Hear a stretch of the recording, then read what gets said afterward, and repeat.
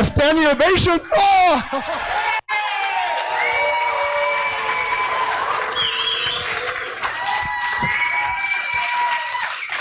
Wow. I think I just popped a button. Please grab a seat. Thank you so much. As you know, we're here. It's a very special episode of SpeakuP Monday, episode number 500. Thank you for the thunderous round of applause. Thank you so much. It's a really special time for us, and it's all to show about collaboration, because none of this would have been at all possible without all of you. Now, that's you sitting here in this beautiful auditorium here at PIB. The 499 past episodes that some of you have already played a part in, the people that have watched, from the 1,000+ guests to the 10,000 audience members present just like you are right now, to the 1 million+ views online combined with all those platforms of Instagram, Facebook, and YouTube. And look, let's be very straight and clear. SpeakuP Monday, Destination Indonesia, is a passion that became an obsession. Now, most of the time we say obsession maybe isn't a positive word. I disagree. When you love doing something and you become obsessed by it, and it's helping people, communities, and spreading a positive impact in the world, I say obsession as much as you like, right? So just before I introduce the different range of speakers that we have tonight, I want to give you a quick backstory for those of you who don't know what it is about SpeakuP Monday. So it started in 2019, and I'll paraphrase so we're not here for half an hour. And look, me and myself, she's going to hate me for doing this. Marina, can you please stand up? My beautiful wife. Stand up, stand up. And the kids, come on, stand up. Alexa, stand up. Turn around, turn around. Turn up, face them, and say hello. All right. Thank you so much. So we came to Bali, and the kids were very young. We had a great spot in Timora Gallery, but it wasn't doing what was on the sticker. So we had to create a way to create community. Now, in Australia, where I lived for 25 years prior to being here in Bali, we scaled the number 2 hospitality company in the world, amongst other great ventures. And that took its toll. There were 3 guys who looked good, smelled good. They had the right wife, the right girlfriend, the 2.2 kids, the white picket fence, all of that. Great businesses. All 3 of them committed suicide in 1 year. Yeah, no one saw that coming. So when we had this space in Timora Gallery in Brawa, I had a chat to one person called Morten, who's a Norwegian speaker, and I got one of these Bali downloads, you know, where it's like you get this and you know exactly what to do. A flash of inspiration and genius, whatever, genius. Genius Group, Roger's going to be speaking later. I love that plug.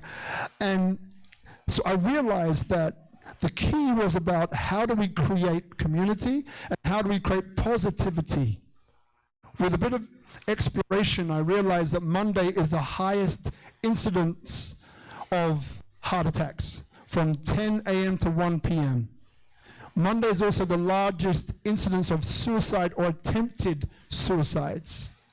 So these were 2 great reasons to create a show called SpeakuP Monday. On a day where things can be going this way, let's plant, grow, share a seed of positive intention, which is like a stone that drops in the pond and the ripples affect the whole. So that's why it's called SpeakuP Monday. Terrible business decision. Can only do it on 1 day of the week. But the significance outweighs the business, right? So fast forward, Matilda Dwi Lestari, stand up wherever you are. Matilda, I know, stand up, stand up. They won't make much difference. So round of applause for Matilda.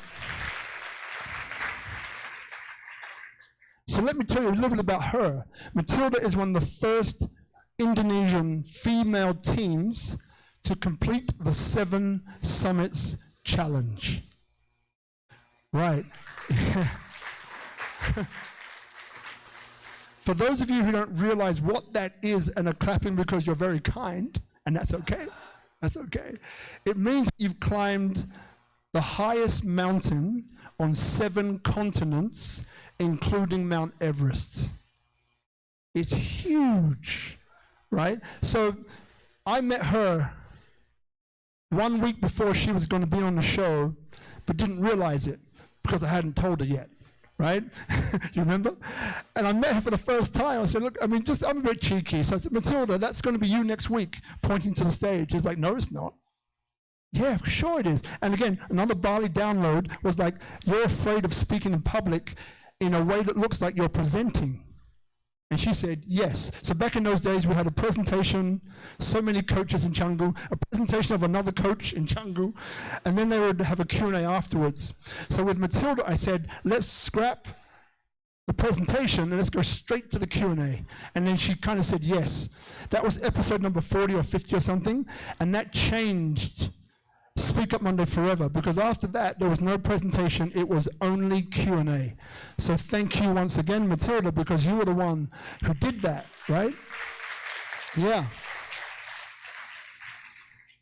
So moving forward, we've had all these episodes, all of these different guests, which I won't name by name. All I can say is that people inspire people. Unity and diversity. Entrepreneurship and social impact are the 3 pillars that SpeakuP Monday stands on. And as you know, people inspire people is from, I grew up in children's homes in London, and I was inspired 17 years growing up. I was inspired by many different people for many different reasons. So people inspire people, I saw that close up.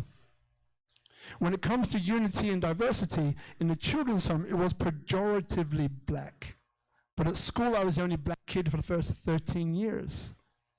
So what I noticed was that when there was something from the outside that threatened all of us, which were fighting like cats and dogs, we all galvanized. We forgot our differences. We forgot that we were fighting each other the day before, and we all came together. So this unity and diversity is the motto of Indonesia. It's also my personal motto, because I've seen it, felt it, and experienced it close up. So the show, thank you. So I really do see the best in people. I love connecting people. I love connecting projects that positively impact humanity. And again, we're going to talk about the Genius Group, which is the reason why, the prime reason why I work with Roger and the team is because the project that they're doing is impacting, uplifting, and having a positive impact on the planet. World game. So look, yeah, we'll get to that. So in closing, because I want to announce the next speaker, I just want to thank you for being here. I want you to keep in mind, how can you spread positivity, love, harmony, connection that is embodied by Tri Hita Karana, which I've explained many times to everybody here.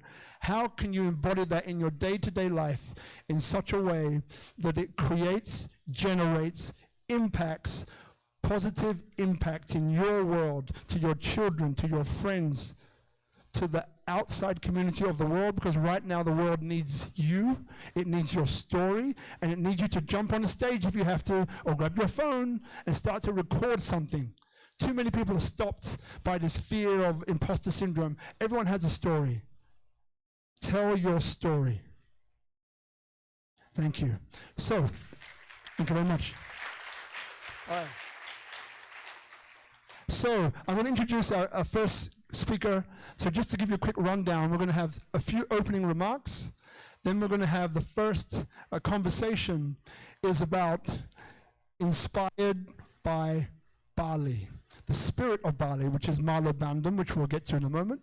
Then after that, we're going to talk about inspired by the nature of Bali, which is our sister Alora. Great to see you again, darling, Alora Hardy. And then we're going to finish with inspired by prosperity, which in alphabetical order is Rain Rinaldi, who's sitting here, who flew in from Jakarta. Thank you very much, brother. and of course, Roger James Hamilton from Genius Group. Then after that, we're going to have a big photo together because we can. Lord knows how we're going to get everybody here, but we'll work it out. And then we're going to go back to the reception area and have some drinks, and you can kind of meet each other. All right, that's what's on in store for this evening. We might run a little bit late. Please forgive us. That is 1 in 500, right? Thank you so much. So, our guest, we're here because of him and his team. His name is Dr. Paulus Heri Arianto. I got it right, yeah? It was good, right? So, he is the director here at PIB, which does so much more than what you realize, and he is going to let you know exactly what that is. So please give a warm round of applause for Dr. Paulus Heri Arianto.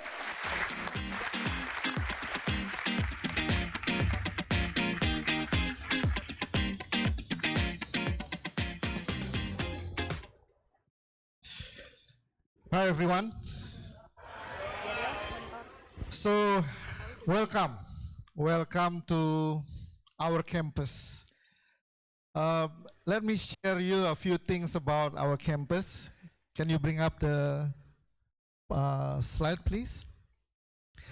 So this area is called, this campus called BITDEC.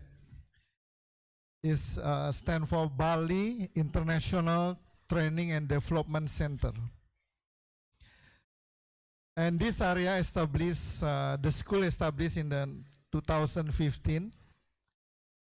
So this area home for PIB College and Bali Culinary Pastry School, run for by my wife, my beautiful wife.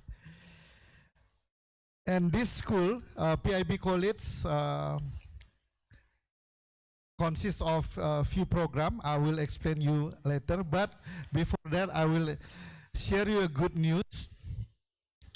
Last week we got this feature in the Indonesian Design magazine. They call us Bali Resort Style Campus.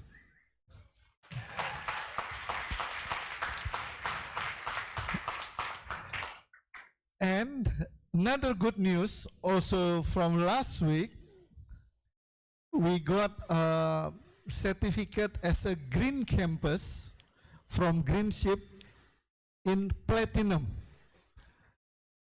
So I think it's a great achievement for all of us here, my team. We've been working so hard to run sustainability initiative here in this campus. Next one, I'd like to explain you about our study program. So maybe one of you have children that planning to go to higher education. Here in PIB, we have 4 major programs: culinary arts, hotel management, event management, and digital business. We have special programs called executive management programs. We work exclusively with Kempinski Hotels, Apurva Kempinski. So this is like very unique program and the only one in Indonesia and the first one. So 4 years program, bachelor program, 1 year in the campus and 3 years in the hotel. Not just they do internship, but they study in the hotel in the morning, and in the afternoon they work on the field in the hotel. So this is really like a new things, new education way in Indonesia. And we have also a master degree program in tourism planning and development. And every month we handle a few students from overseas coming to this campus. They study about sustainability, ecotourism, and so on. So PIB now is 8 years old. We are still new as a campus, but we are proud that our students, they they excel in their field, and few of our students already working overseas. One of our students now in Dubai and also in Hong Kong, and one in JW Marriott Orlando even. Next one. And this is our 3 pillars of our study programs. For our hotel management, we have luxury business and wellness business in the future. Now we're preparing for these new programs. And for the digitals, the next project that we're now preparing is the game technology. We work with the top school around the world and also top industry around the world. And the last one, the creative art, Pak Bandem. This is our new programs. We're going to establish this in the next 2 years. So both fine arts and fashion design.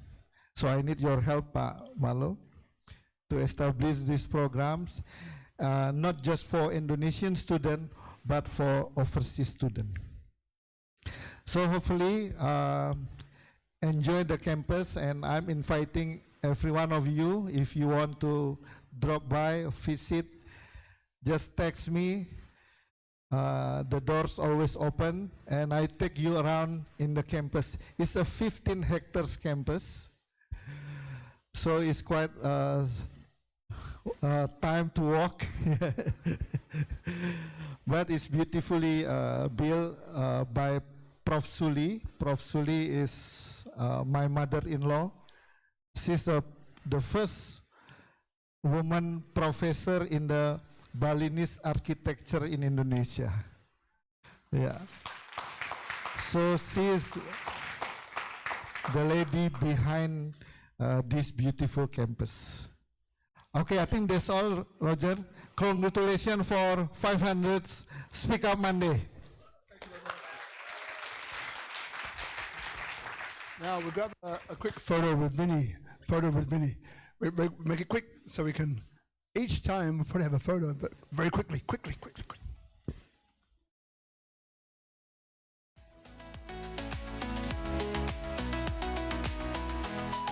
Thank you very much, brother. See you soon.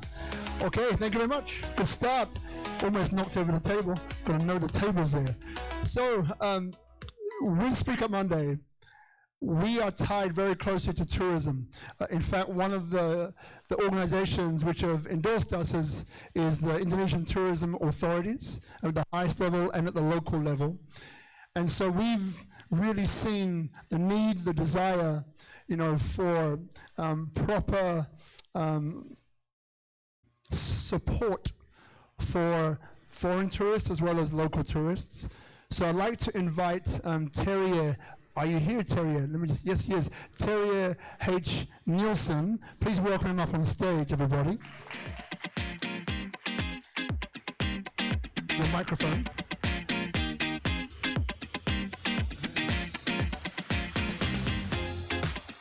So what we're going to quickly talk about now is that there's the first chamber which actually connects and speaks with government, and also has it going the other way, from investors to government and so on. So I'm one of the founding members, but over here we have the chairman.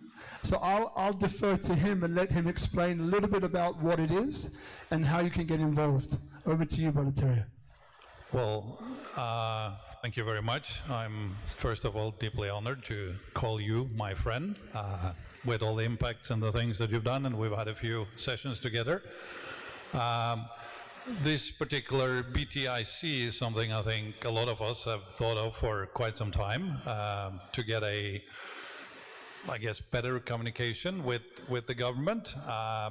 But the interesting thing is, with the new government that we see, or reasonably new government who's been now in for a year, is actually proactively reaching out to the expat community, in particular in Bali, because in Jakarta you have a lot of different chambers already. And they are saying, how can you help us to move Bali into a better space because of all the noise and all the bad topics that we see? There are also many good topics, as we know. So this in particular came from the Minister of Tourism and good friend of Rob too, Ibu Kiki in particular, who has pushed this agenda forward. There was a meeting back mid-July that sort of started that, and a group of us came together. And when he says I'm the chair, that is more like an interim and preliminary chair, because this is set up as a perkumpulan, which by law then needs to have its own elections, and people can become members eventually, pretty soon actually. And then I think early next year will be the first sort of main gathering for that. But the whole purpose of this is to focus on regulations. And as you know, there are many different regulations and complexities that foreigners do experience. So when the government comes up with new regulations, new aspects or already existing regulations, we want to help them to socialize these regulations and bring it out to the larger community, not just in tourism and property, which obviously is a lot of what goes on in Bali right now, but in every industry. So health is one of them, tech, and so on.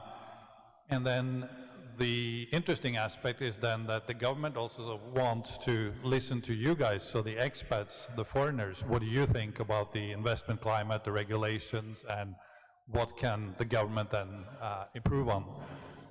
So we are aiming at having 4 main events every year. There will actually be monthly events, but they will be smaller, and they will be with different government institutions. BKPM, Investment Ministry, Ministry of Tourism, possible immigration, police, and so on, so we can get a very close and good dialogue. And I guess that leads to the next slide, which we have an event coming already on Thursday. It has been exposed, but you may or may not know that there are some new regulations out from the Ministry of Tourism, and there is 2 regulations out from BKPM. And this event, 2 o'clock on Thursday at Trans Hotel in Seminyak, will have Ibu Kiki herself talking about the Ministry of Tourism and the regulations there. There will be 1 representative from a deputy as well from BKPM to talk about 2 particular regulations, and then there will be a presentation from the head of BKPM Bali, Pak Sukra, and the view that then the province has.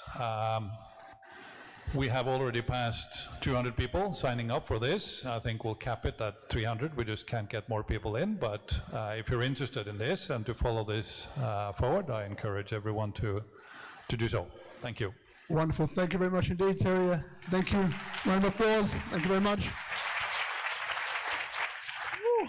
So moving swiftly on to our first topic, as we mentioned, Bali, whenever I'm in rooms, I ask people, what brings you to Bali and what keeps you in Bali? I won't do that now. I want to keep time short. Culture is always on top. It's the culture that keeps people in Bali. And as we know, there have been some particular difficulties which have been facing Bali of late. So our next speaker, another brother, I call him Bli Bandung. Please put your hands together for Marlo Bandung, everybody. Come on up.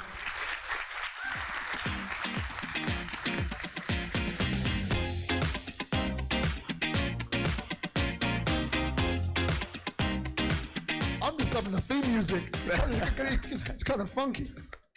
Pleasure, my brother. Please. Okay, so Marlo, just because people know who you are, but maybe some don't, so let's talk quickly about the 1928 Bali archives. Let's talk quickly about Saka Museum, and let's talk a little bit about Quantum Temple, just so people get a good idea about who you are. For sure. So first of all, dear friends, ladies and gentlemen, good evening, Rahayu. Salam budaya, cultural greetings, Bhinneka Tunggal Ika, unity in diversity to all of you. Thank you. I'm very honored and definitely humbled to be in your presence. And once again, brother, wow, you do love Mondays, yeah? Monday is that day, right? Where you're kind of struggling on a Monday. It's like, well, no more struggle. Let's bring it up. So I do wear, as we say in Bali, I do wear a lot of udangs, yeah, a lot of hats, yeah. So whatever I do is always in the intersections between, microfinance. Don't forget that I'm also a banker in my own rights, and I do a lot of work for the community in terms of its arts and also its technology. And when we talk about the Bali 1928 archives, it's a passion project that we started. That became an obsession. True, Describe it. Of course. Sure. Since 2013, because we had this really good push that we understood that, the youngsters in Bali that really are keen to know more about the past. And, a great way to do that is to, create these community-based archives. And we have been repatriating a lot of historical documents concerning Bali from the 1930s, from these great archives, including the UCLA Ethnomusicology Archive, and then the Colin McPhee Estate, that's from the US, and then Library of Congress with the collections of Gregory Bateson and Margaret Mead. Now, just going to stop you there real fast. Robert, please stand up. Robert N. Johnson, stand up. So everyone turn around and look at Robert N. Johnson. He won't get embarrassed. Okay. So you're asking me why? Because Robert I met on Clubhouse, long story for another day. So Robert was the former vice president of Kraft, massive international food conglomerate. But he's also on the board of the Smithsonian Museum, which I think is the largest. Wonderful. So Robert, real fast, because we're right in the middle of Marlow, just quickly tell us about the Smithsonian, because there's a lot of, and I want you two to jam after this, but very quickly, go. Hello, everyone. Glad to be here. Smithsonian Institution is, even though it's a part of the United States, we view it as a museum for the world. We have 19 museums. We have a ton of research facilities, whether in Panama, where we do maritime biological studies, to Atacama, Chile, but we have partnerships even in Indonesia. So go to Smithsonian.com. We have over 160 million objects. Wow. Even when there's major disasters, we help in there to help recover the richness of a country so that it doesn't get lost in a flood, war, you name it. So anyway, I just sit on a board and come see our Smithsonian.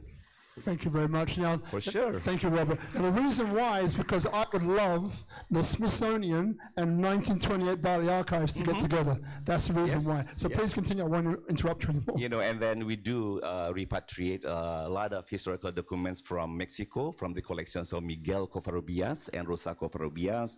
And for the first phase, we also repatriated a number of films from Dance Museum in Sweden, from the collections of Roda Mare. And this project, focuses on three things. Definitely the return, the homecoming of these historical documents from scholars, historians, storytellers that came to Bali and really not only shaped the worldview of about Bali to the world, but also contributed, plenty to the development of what we know Bali today, and which come back to the idea that we want these historical documents to inspire and the younger generation, not only in terms of research, but also to create new arts. So that comes into what Paulo said about the creative arts. And with that, we understood that at first, people see that archives are these old buildings with,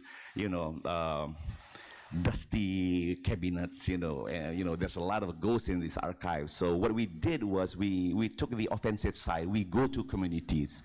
So we have a number of programs, which we call not only the repatriation and restoration, but also the disseminations, through a lot of programs. And with that, we understood that the archives, are not the residues of the colonizations in Indonesia, but it has become a resource. And with that, we collaborated with a Web3 platform using the technology of blockchains and cryptocurrency since 2022, which is named Quantum Temple, because we not only want to preserve, but we want to advance.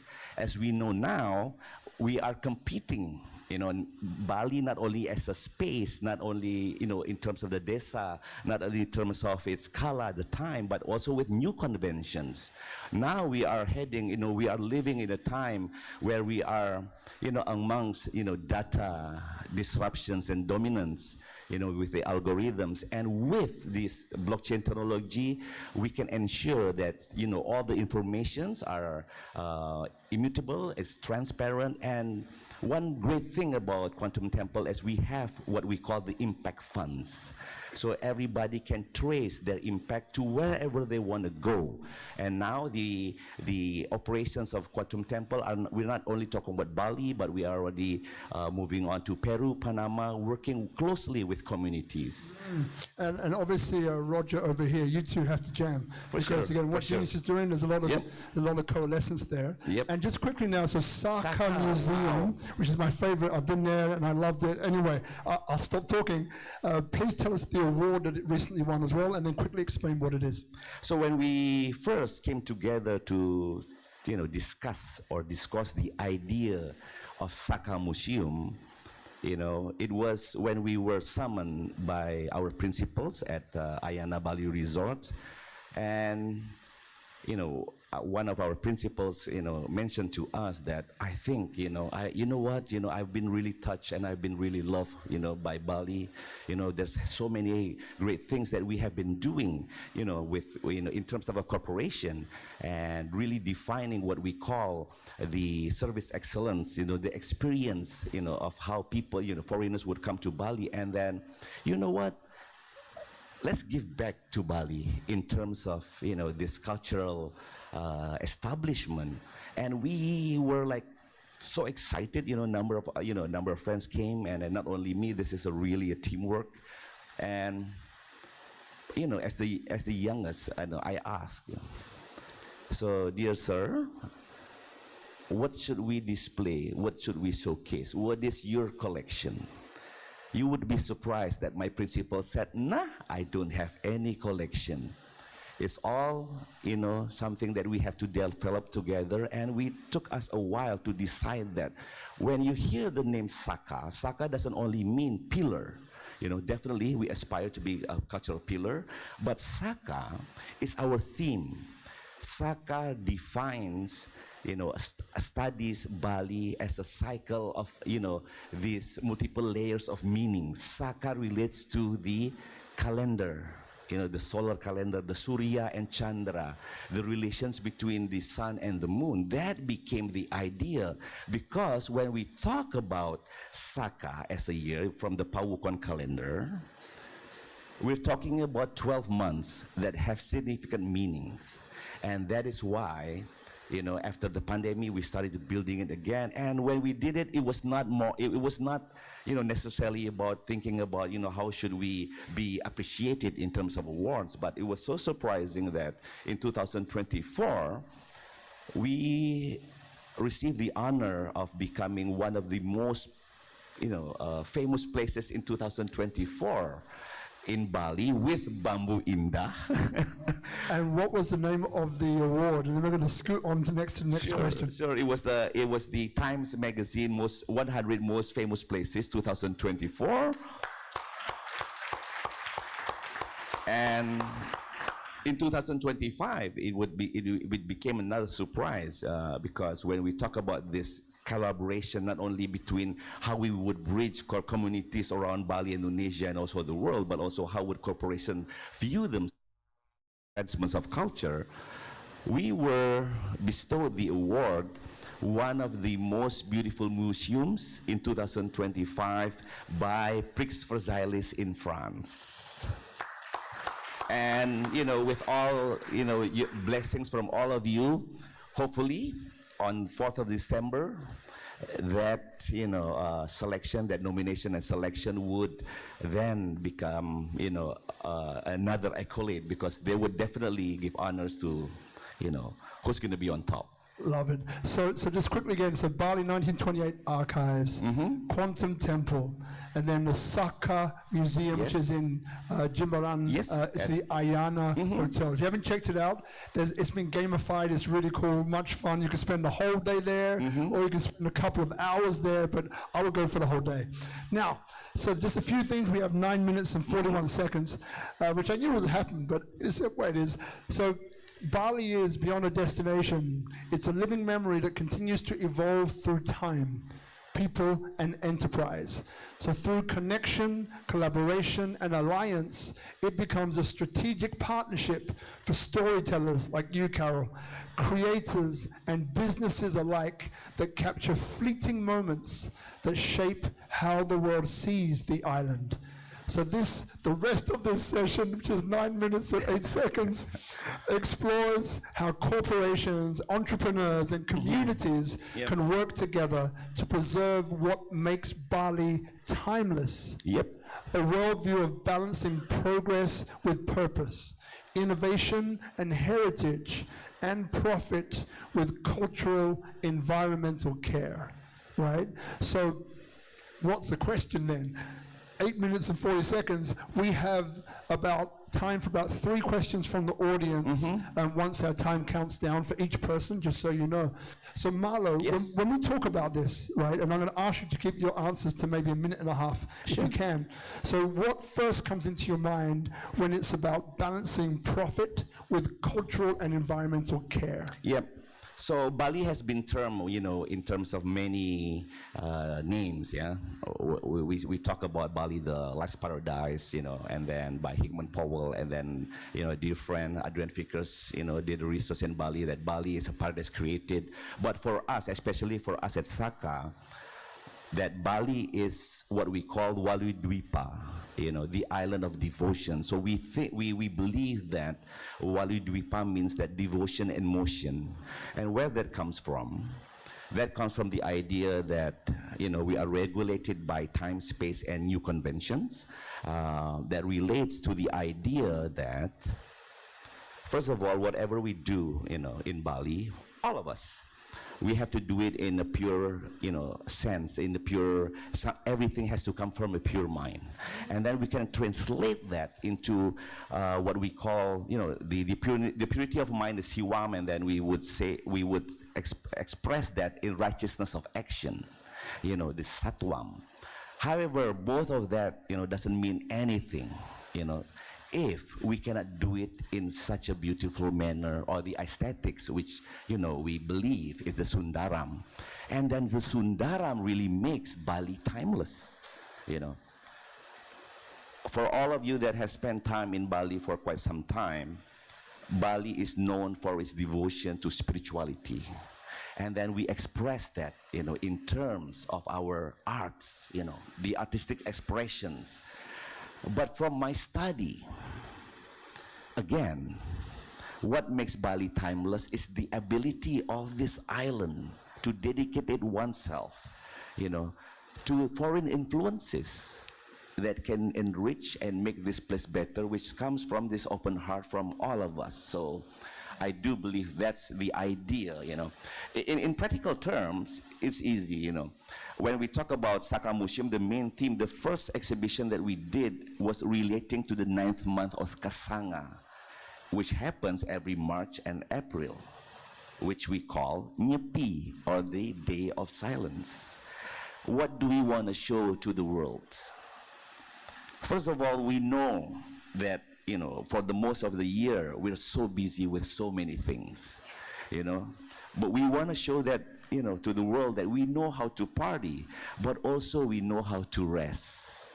And with that, it is such a unique experience, to have this island, to be quiet, to have this reflective moment that I do believe, can be the core of what we were gonna do in the, in the ages. What is it, right? Because most people here, quick show of hands, who lives in Bali? Raise your hand. Great. If you've lived here for longer than 5 years, keep your hand up. Great. Less than 5 years, put your hand up. Okay, great. So what is it then? Because people, I think, know about Bali's culture. They may not know the depth, but they feel it, right? Obviously, we're facing challenges, from environmental rubbish, pollution, and so on and so on and so on. But my question to you, being an historian of Bali, a gatekeeper, a timekeeper, a beautiful spirit, right? What is it that someone who has been in Bali for longer than 5 or 10 years, and someone who has just arrived to Bali, what would you advise them? Because you spoke about action, right? So what is it that you would advise them to do? Yep.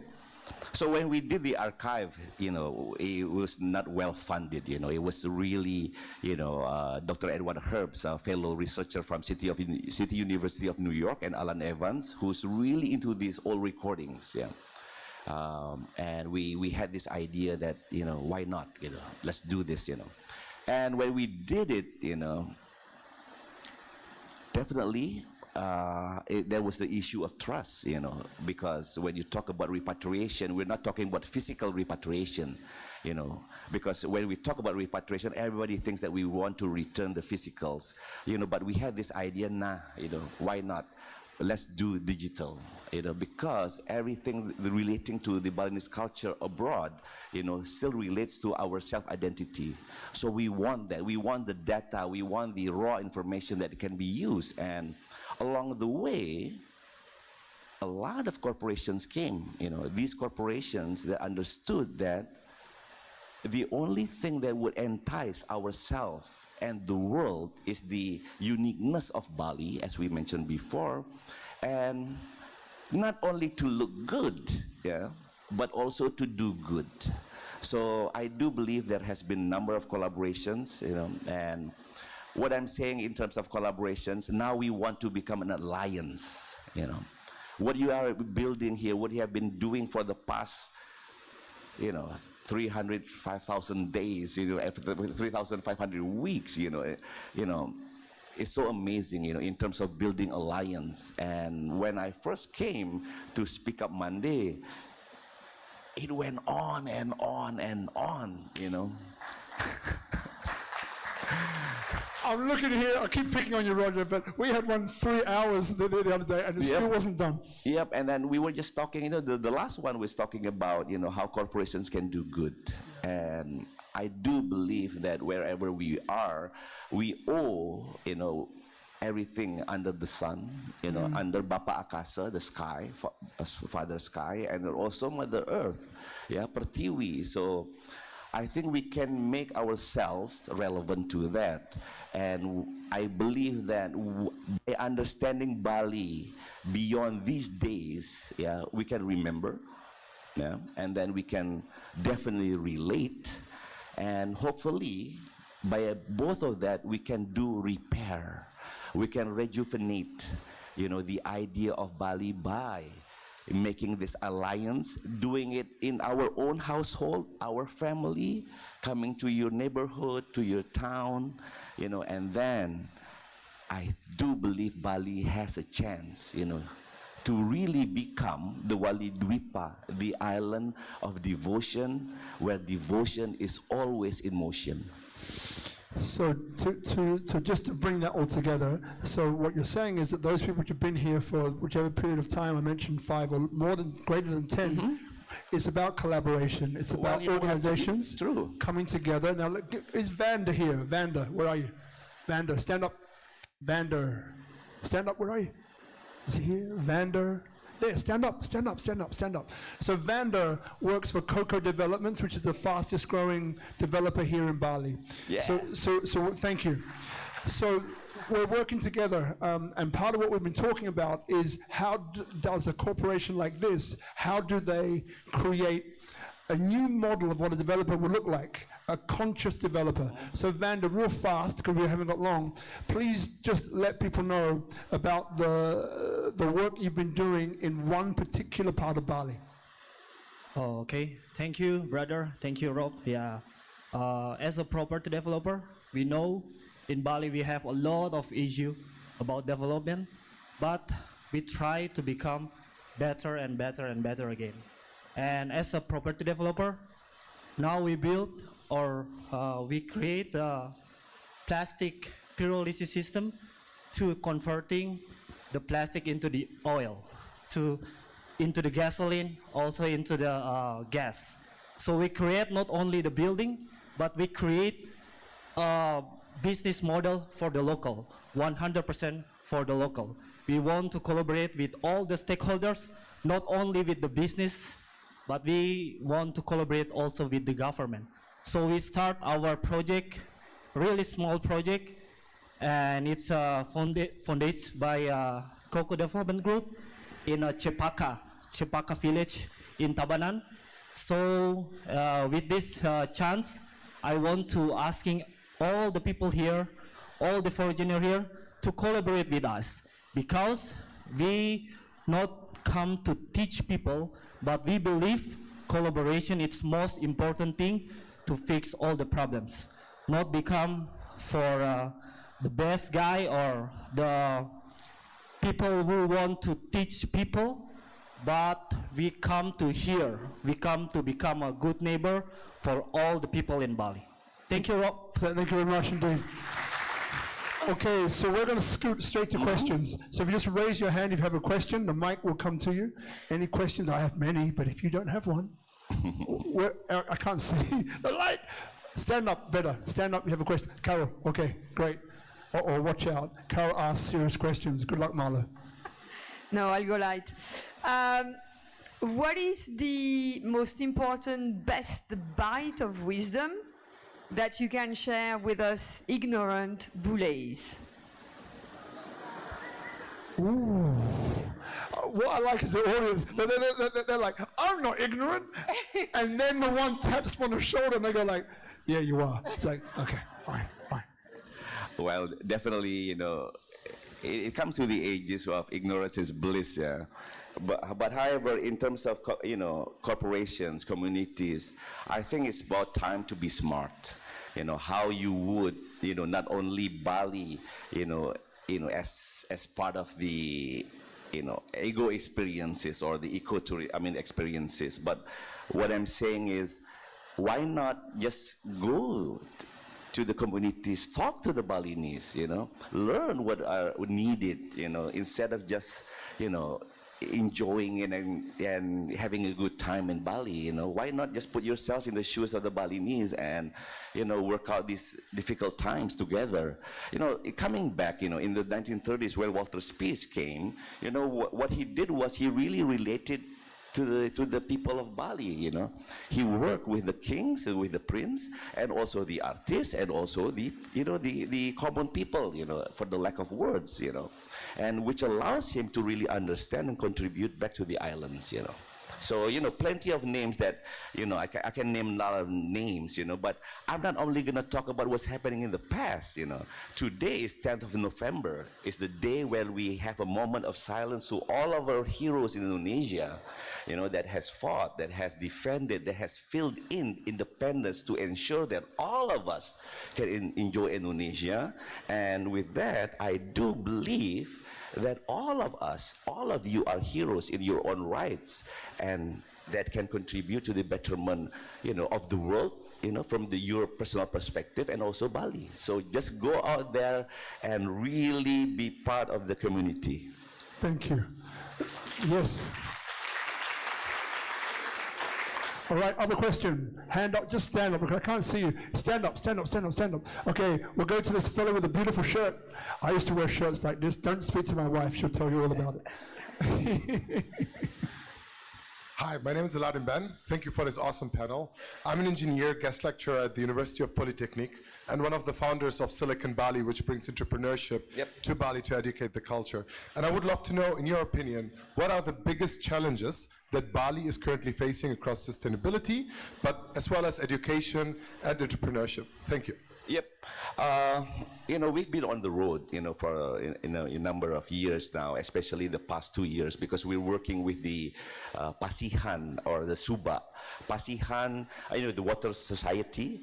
And when we found out, you know, that when we talk about Subak, is actually talking about the Pasihan, those who are blessed by Dewi Danu with the wealth of water. And that is why all these Pasihan return back, you know, to this, the Supreme Water Temple in Batur. And the main challenges definitely is in terms of the space, the rapid, you know, transformations of land use, you know, the you know, the younger generations are not interested in doing farming, and definitely pollutions, this and that, you know. But I think the key is, you know, when we went to Subak Pulagan, one of the cultural landscapes, inaugurated by UNESCO, in terms of the Subak, we found out that these daughters and sons of farmers, they don't want to do farming, and they just built this really small hut, really beautiful cafe that became viral. Business-wise is fine, but for us, there is lack, of them taking the charge of the education. It's not us educating them. They have to educate those who are coming to their establishment. And hopefully soon, you would see all these cafes. My hope is that all these establishments, big or small, would talk about what are they impacting. Let's say this small cafe that has become viral in TikTok or Instagram, they should mention that Subak Pulagan depends, on the flow of water, because there are also the pasihan, but there's a different form of pasihan. Those are being blessed, because now they're selling coffee and tea. But they have to tell people that Subak Pulagan, the boundaries, how, and then what variety of, rice are being planted, what rituals, are being performed, what seasons, this and that. And I hope that also happens here in Canggu, Brawa, Prarenan, Kedungu, and people would talk, let's say when we talk about Kedungu, we're talking about pottery, we're talking about ceramics. That is long gone now. When we talk about Penglipuran, we are talking about, the magnitude of bamboos, Elora will definitely talk more about that later. And there's a lot of wisdom that demand all of us to become the wisdom keepers. So personal responsibility. Thank you very much indeed. Next question, stand up, please. You have a question. Stand up, stand up, stand up. I can't see if you just sit down and put your hand up. There's one over here. We'll go to the lady here. So just when it comes to questions, all right, we've got 4 or 5 minutes left, go straight to your question. Thank you. I just short question. I'm agree about you said about community and also about collaboration. I see Bali. The people said Bali is a paradise. Bali is a place for stupid, and I think I don't know what happened in Bali now since. Several times I see many people in Bali, they got like a problem in mental health, and they also, like you said, it's suicide. In Bali they have high suicide. And what is your solution about the suicide in Bali especially? And also, how is you connect about the community and the collaboration? Because when we are become one together, we can be preventing the suicide. I'll answer this by saying Rob, he's the master of Trihita Karana. You're talking about Parayangan, the heavens, and then we're talking about the shores, the Palemahan, and definitely in between the Madhya Mandala is the Pawongan. There is pressure in terms of our Parayangan, and then also pressure to our Palemahan, to our circular spaces that, gives problematic, times and space to the living quarters. I just came back yesterday from Tukat Bangkung, exactly to know, to do my own research based on the statistics, of this increasing rates, of people not wanting to live, as we say in YouTube, unlife themselves, and you can do changes to the physical. You can make barriers, you can make, you can use CCTVs, this and that, but it doesn't stop from people coming and finding their way, to make that leap, to oblivion. So my, take on this is that, again, we do have to, speak up, voice out, to our representatives. We have senators that are busy taking care of Bali minute by minute. And then definitely that would give an idea to the government, you know, that whatever happens to our desa, to our space, yeah, is a reflection of changing times, the color, which requires new found conventions that we must work, you know, on together. Thank you. So just, we have 1 minute and 50 seconds left. Thank you for your question. So 3 episodes now, Bali Bersama Bisa. Yeah, our brother Bim Bim, Wayan Bim Bim, they set up the first mental health hotline in Indonesia. Thousands of people every day. So that's one resource to absolutely find something there. Health Hub Bali, who's a partner over the years. Tracy's here. Tracy, just wave your hand. Tracy over there. So Tracy comes from a background in somatics, healing, and so on, but from Australia. Health Hub Bali's been around for about 10 years or so, and that's a great resource as well that's beginning to come into its own. So these are the things which I would share. Now, last quick question for you, sir. Being that you're a banker, you're at the intersection of banking and culture. So we've spoken a little bit about culture being a little bit under attack here. So what future, maybe choose one thing, otherwise we'll be here for longer, do you see as banking providing a solution to preserving culture? I mean, the core of banking is to teach us to manage finances, yeah, not to become greedy. Greed has been the problem, not only in Bali, yeah. I do believe that, you know, I just read one article that said that tourism has not made us rich, you know, especially in European countries. You know, I do believe that's the same thing that's happened in Bali, greed. And with that, I would close, you know, this first session with a saying, with a quote from a poem by Ida Betara Pranda Madisidaman, one of the greatest sage in Bali, that has envisioned what we are facing now and in the future. Makingkin beli mayasa lacur. On this day, I would declare to live in simplicity. Tonglah karang sawah, karang awake tandurin, guno dusun ne kaangguring desa-desa. In the absence of land to cultivate in Bali, cultivate oneself with the seeds of knowledge so we can become fruitful for others. And with that, I do believe, and I am very sure that all of you can play a big part in terms of that knowledge transmission. Thank you.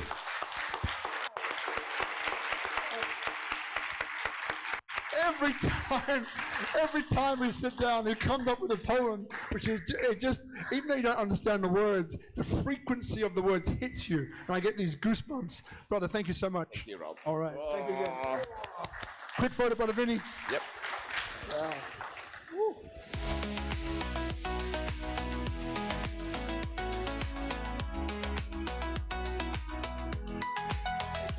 Matur semua, we render our hearts in its entirety to you all. Yeah. Thank you, my brother. Thank you so much. Love you, brother. Thank you. Okay, moving on. So our next guest. So we've spoken a little bit about culture in Bali, and culture is expressed in many different ways. Part is through nature, how we respond to it, how it responds to us, what we do with it and what we don't do with it. So our next guest, Elora Hardy, is someone who I don't usually, if I knew Raj was your husband, I would have spoken to him. I haven't actually tried to find someone. One fellow named is Davide. He said, Robert, you've got to speak to this lady, Elora Hardy. And I was like, why? And he went on and on and on and on. I won't go into that why, but it's great reasons. So then I started to reach out to the friend circle, and eventually I could have spoken to Roger. I mean, I didn't know anything. But I just want to say thank you for saying yes. So please, everybody, welcome on stage, Elora Hardy. Thank you so much.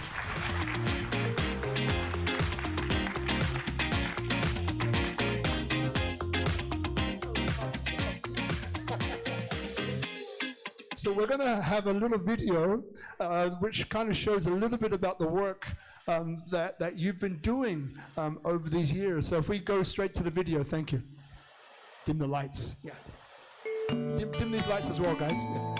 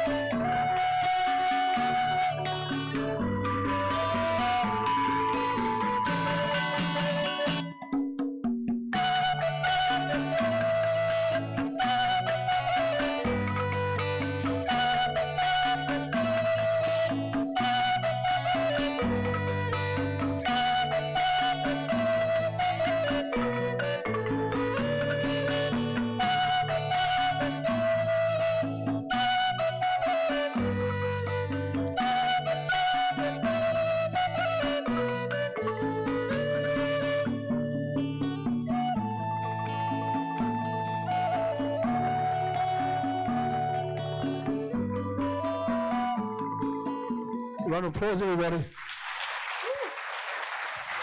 And Laura, thank you so much for saying yes. You know, again, winner of DNA Paris Design Awards 2024 for Lumishala.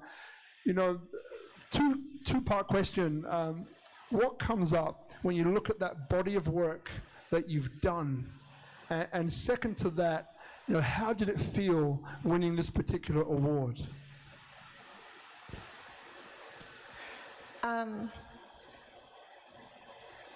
I just grew up in this magical bubble of Champuan Ubud, Bali in the 1980s. And it was really true to me that just everything could be beautiful. And beautiful meant connected and cohesive and good and healthy. And even the few little pieces of trash you might encounter in the sawa at that time, which was very rare, or the plastic that you'd see in the warung, these were glaringly obvious disruptions to that matrix. And the speed and the acceleration of what was different each year, or what people would notice was different, even if I didn't, when they came back after 2 or 3 years. That has been a trajectory that has been impossible to ignore. So that I could have a chance to create spaces and places, and therefore experiences and identities in the essence of what I got then, and that those photos could bring that presence into this room, even if you're not in those buildings ever. That makes me feel proud. And I don't remember what that award is, but I'm sure it was special. Love the honesty. So look, I think most people in the room, know obviously your family's name, Hardy, John Hardy, Green School, #1 future school at the time, still is, I believe. In a family like this, you've mentioned a little bit about seeing this transformation happen in front of your eyes over the years. So what was it, though, that kind of inspired you? Because you went through fashion as well, I believe. So what inspired you to kind of, fashion is beauty as well, right? But to kind of go through fashion and then come back to nature, or were you always nature playing at fashion? Everything's always nature playing at everything. But I just wanted to be a part of making things and bringing beauty into the world, and I got into fashion by accident. I was in fine arts, and I realized that box in the US, the idea of being a fine artist and creating art, for a conversation, yes, but also just objects in a gallery. At that time, that felt that there wasn't much more room than that. I think it's different now. But the fine arts world didn't connect for me enough. I couldn't see a chance enough of like being the voice that came through that. And so I started looking broader than that. And I should have been in design school from the beginning, but I misunderstood from growing up here that art is a different category from design in the West. And so then I just found a connection and got the amazing opportunity to work with Donna Karan.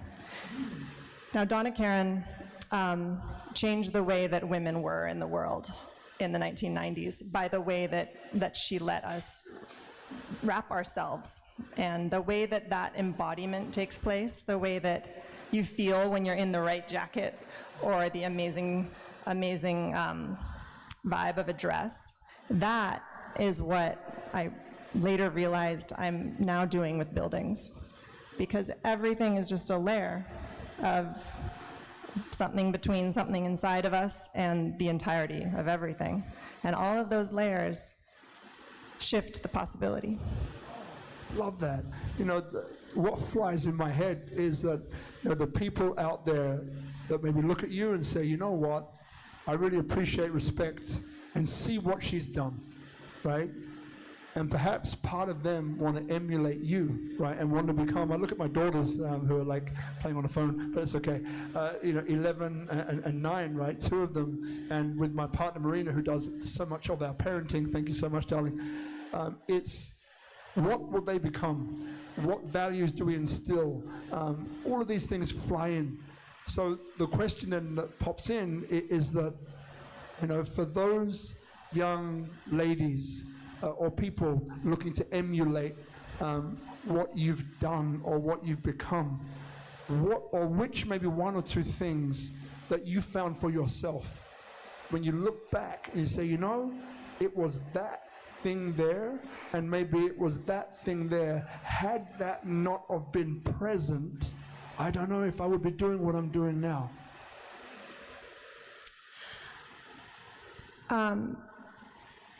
I think that every choice we make and everything we make is an offering. Every moment of making an offering is a prayer. And so if you're choosing what to do or where to go or who to be, realize that all of that adds up to what the future will be and what will be possible next for you and for everyone else. So every action is a prayer. And so often what we're doing is caught up in a whole lot of other rationale, instinct, reaction, emotion. But if you can figure out what you're doing offers, what you're doing calls into being, what it prays for, what it requires from the future, then that path is going to bring you to the future that you're dreaming of. But more likely, it will probably bring you to a future that you couldn't have imagined. Hopefully, it'll bring you to somewhere that is bigger and wilder than your limited imaginations. And I learned that from the extraordinary privilege of being here, being just around that expression. You know, in a moment we're going to get to nature and you know, what you do, how it fuses and how nature calls you and so on. But the other question that comes in, and it's so good that you're here, thank you so much.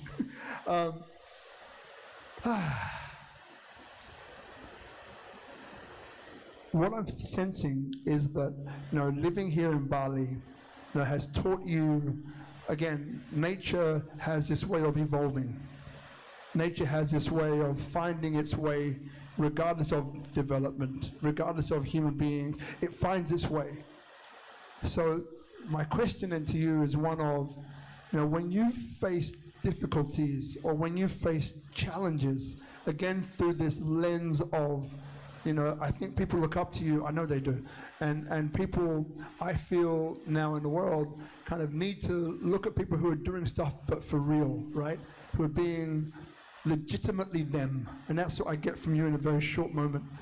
So again, the question is that when you face some very difficult moments, how did you find your way around them to solve them? What was the mindset, the soul set, the heart, whatever calls to you? What did you do? Cry mostly.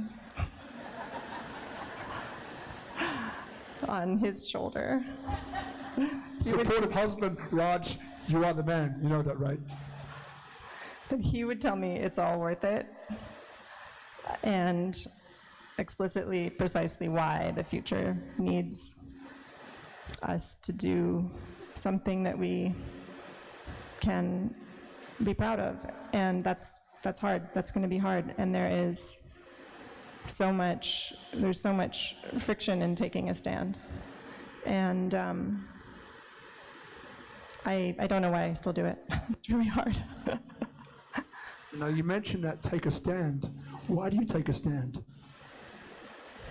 I just see that the way that things, the possibility of how things could be, and I have the chance. You know what? I don't know how to tell anyone to follow in my shoes. My shoes are on the shoulders of a whole, like, the privileges that I have are extraordinary. I don't know how to tell people how to replicate that.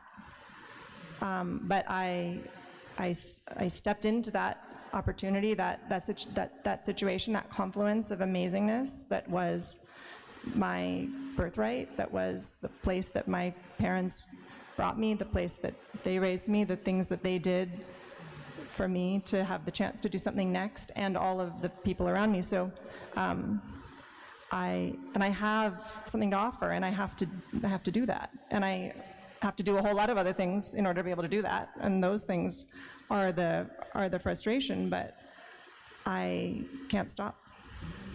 You know, you strike me as being a hyper-determined person. Like that's what I feel. You know, I mentioned it before about passion becomes an obsession. Marlo the same, you the same, Raj the same. I love that. So I skipped therapy this week, so this is great. This is therapy now. You know, looking at nature and the world, as I mentioned before, I had the honor and privilege to moderate this IUCN conference once every 4 years. It's about conservation around the world, and the largest one is a congress, so they make policy, they vote. It's been going for 40 years or something crazy like that, I found out. And you know, during that time of just connecting with these different people from all parts of the world and seeing that, you know, there's this thing we all have in common, this common ground of nature being diminished, being affected, impacted, and so on. So the question then that comes through, being that we're being inspired by nature, right? When you look at the world through the eyes that you view nature, what opportunities do you see which are yet to be realized?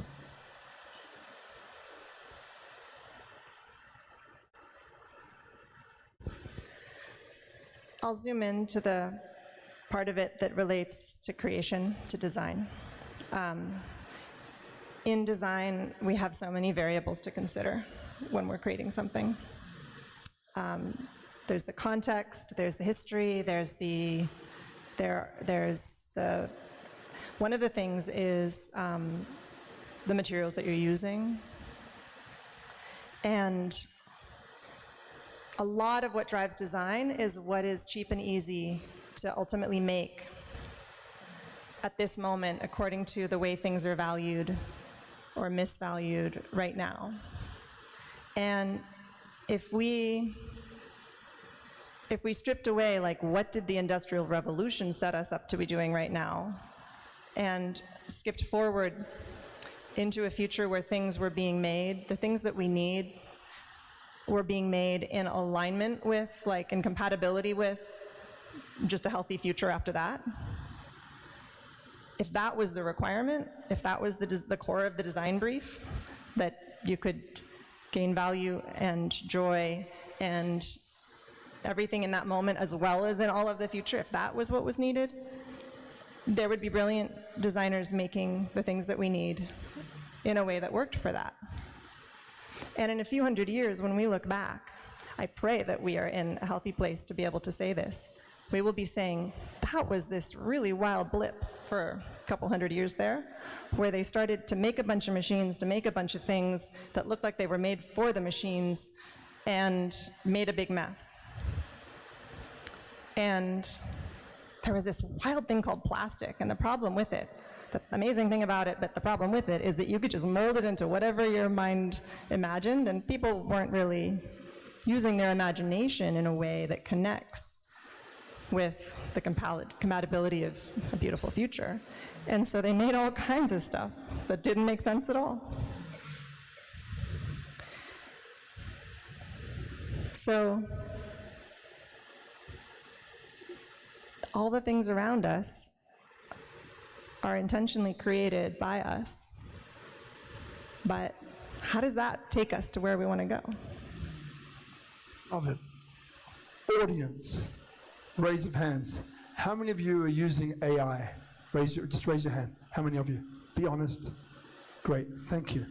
So when we talk about the future, technology, and look, I'll bring my view in later about what I think about this, but in your field of design using nature, inspired by nature, is there a part for, are you using, do you want to use AI and technology to help support and nurture your design, your inspiration in the future? Or is it something that you push back against perhaps and kind of go back to something else? I'm just curious to know. The only way forward is to connect with what is possible and happening now. And I, for the first 10 years of my world of building, my first years building in architecture, I used like 95% bamboo in everything I did. And we took that stand and it pushed the boundaries and it proved the impossible. We built castles out of grass. And that was an incredible learning. And we did it very artisanally. And that's powerful. That's powerful to demonstrate that. And what the world needs next is, and everything else, every other material we use, and every other system we use, every other machine we use, it cannot live up to what the standard of just greenness and goodness that bamboo has. Bamboo grows in 3 years without being watered or fertilized if you don't want to. It just grows on wild ravines that aren't useful for much else. When you harvest a pole of bamboo, you're harvesting a branch and you're not even harming the root system underneath. It is just bountifully keeps shooting even if you don't replant it for 100 years. It's extraordinary. I can't find anything else to play with that compares. Yet. There are some things, I just haven't gotten to play with them yet. And so everything else is a compromise, but it needs to be a conversation. We need to evolve. We need to create spaces and structures and styles that our clients want. We need to be able to demonstrate new things, and we're doing so more and more with materials, with technologies and softwares, and with AI, absolutely. And none of those things are perfect ingredients yet either. And I hope there's a whole lot of people working on how to make those things compatible with a healthy, beautiful future. And for now, we need to participate and engage and see where it can lead us. Love that participatory, what a word, that participatory way of seeing things. And look, my last question before we go to a few questions in the audience is, you've lived in Bali for a long time, and you're in harmony with Bali, with what you do, and you know the question's going to come, even though you don't know, but you know me already.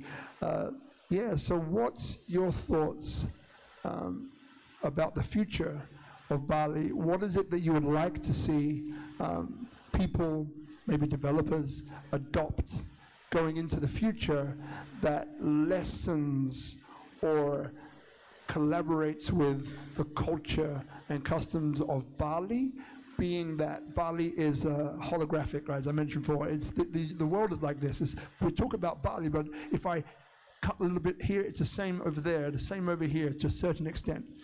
So yeah, so what view would you like to see going forward, which is adopted by more of the mainstream? Bali has this magnetic quality. It pulls people in, all kinds of people, all kinds of dreams. And people often come here to realize something, to express something, and to create something. And so often they bring with them the energy and the baggage and the trauma of wherever they were, and the ideas and the value system of wherever they were. And then even if they think they're tropicalizing it, very often they are creating something here that doesn't belong, it hasn't integrated, and it isn't doing good. And sometimes also people come here and they are pulled into the orbit, they are sucked into the magnetism of this place, and they drink it up, and they find something to add, and they find a way to contribute that feels like it can connect and align and be the evolution of this place. And so every time I'm building a building, whatever the ingredients of it are, I am interrupting. I'm interrupting a natural landscape. And I have to ask myself, what does this building need to be to deserve taking up this space? To deserve disrupting and changing forever this ecosystem? What kind of form can it take that visually looks like it belongs? What kind of activity can it allow that makes something more possible here that is more compatible with the future than what it was before? How can I protect it by building part of it and preserving part of it in a way that lets people connect with what it used to be while making something next happen? Beautiful. Round of applause, everybody. Thank you so much. Woo. You are now Sister Elora. Meaning I feel you. So if we put 10 minutes on the clock, guys, and then we're going to go to the audience. I have Nilu Sari over here, and then we'll go to Detlev. So Nilu, just stand up, darling, because they don't know who you are. Yes. Wonderful. Hi, Elora. My name is Nilu Sari. My late father is Balinese architect. His name is Professor Sugadana. So I also grew up in Balinese architecture.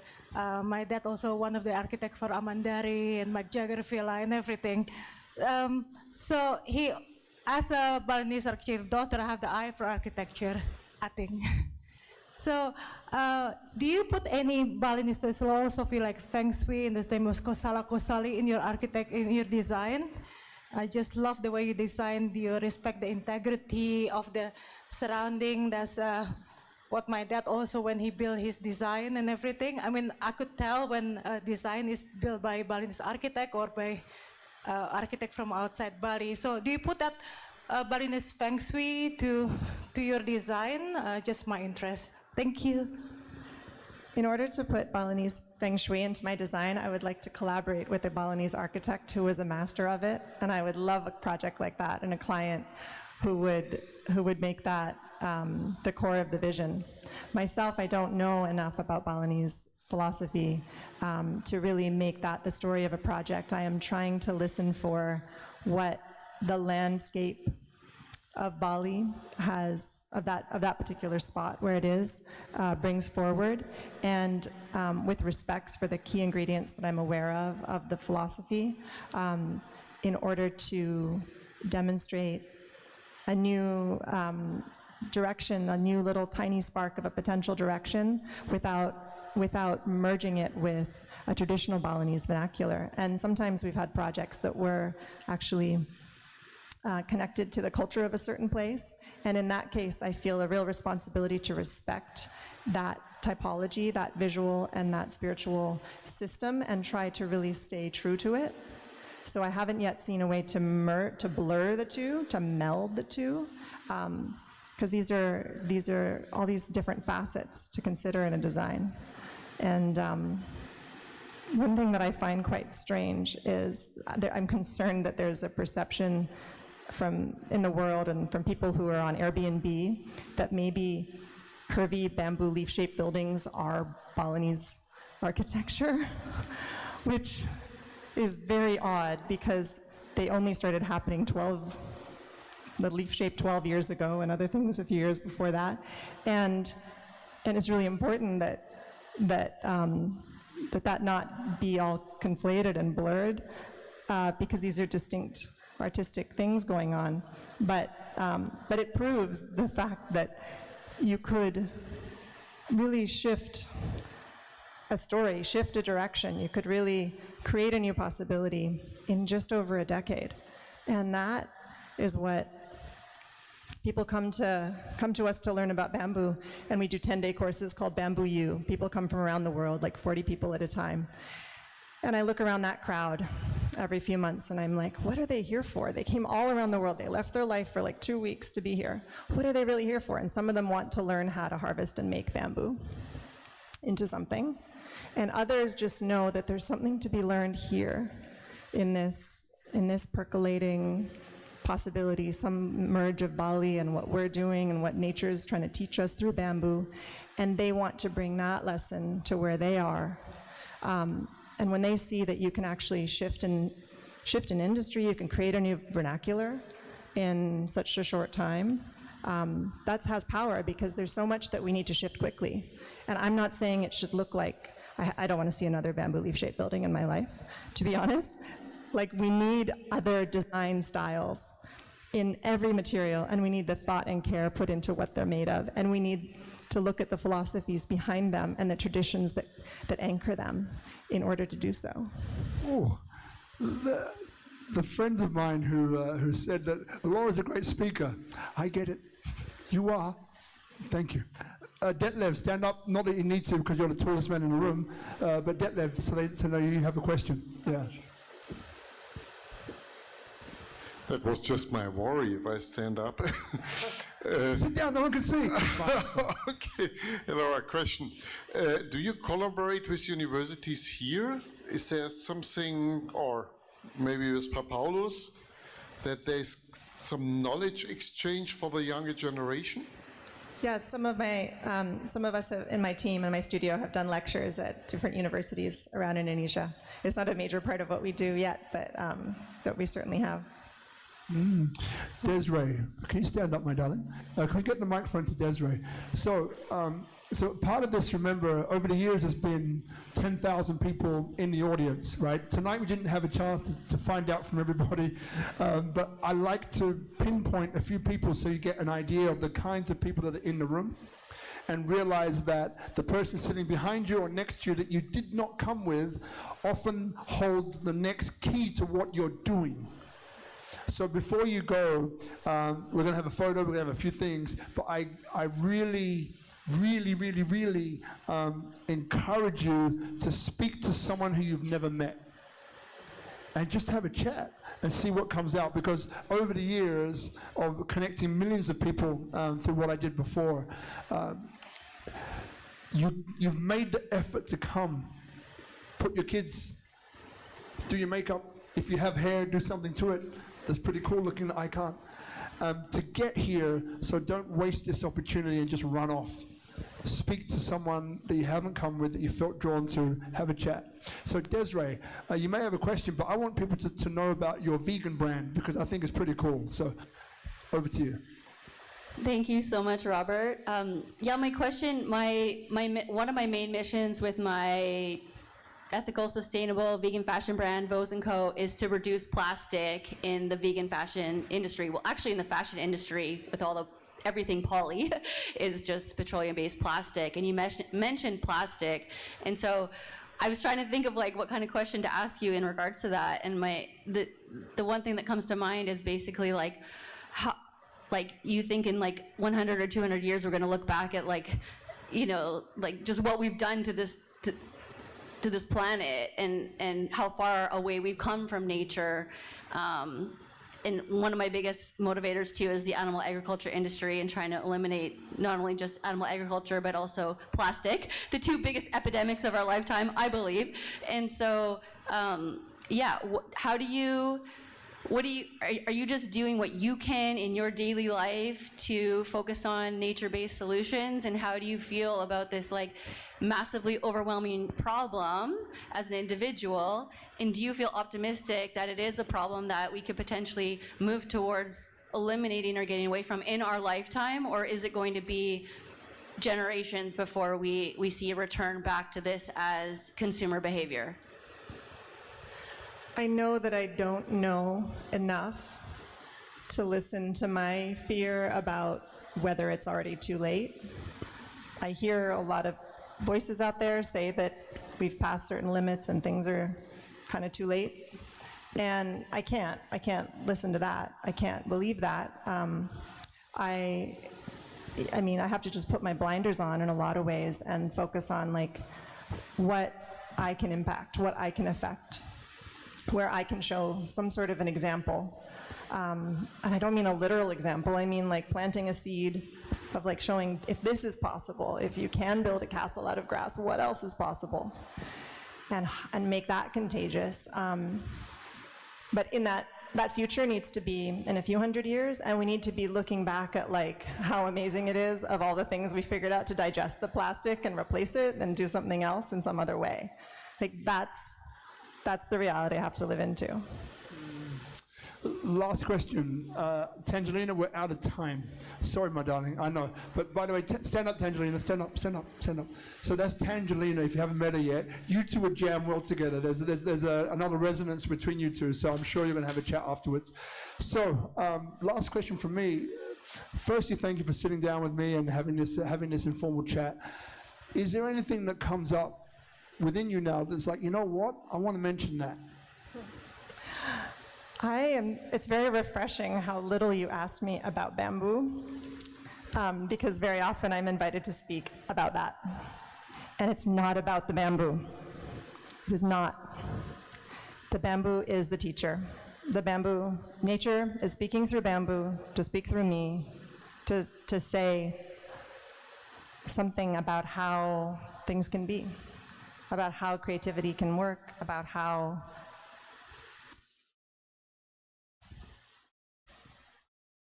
So I want to say that you can be in conversation with the media that you're working with, especially if it's a natural media or a spiritual direction or a creative practice. Like, how can you be in conversation with that to just see what needs to come through and recognize that you're part of a link. You are actually physically, biologically nature. And we are the only part of nature that can have this literal conversation. We are nature looking back at itself. And so from that place, what would you do? What wouldn't you do? And how would you be? And how can everything reconnect?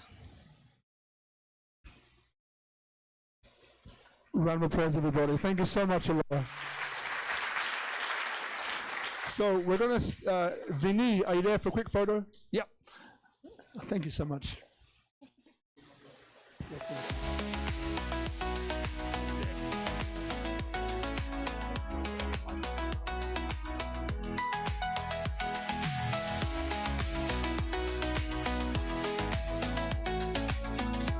Okay, thank you so much, Alora Hardy.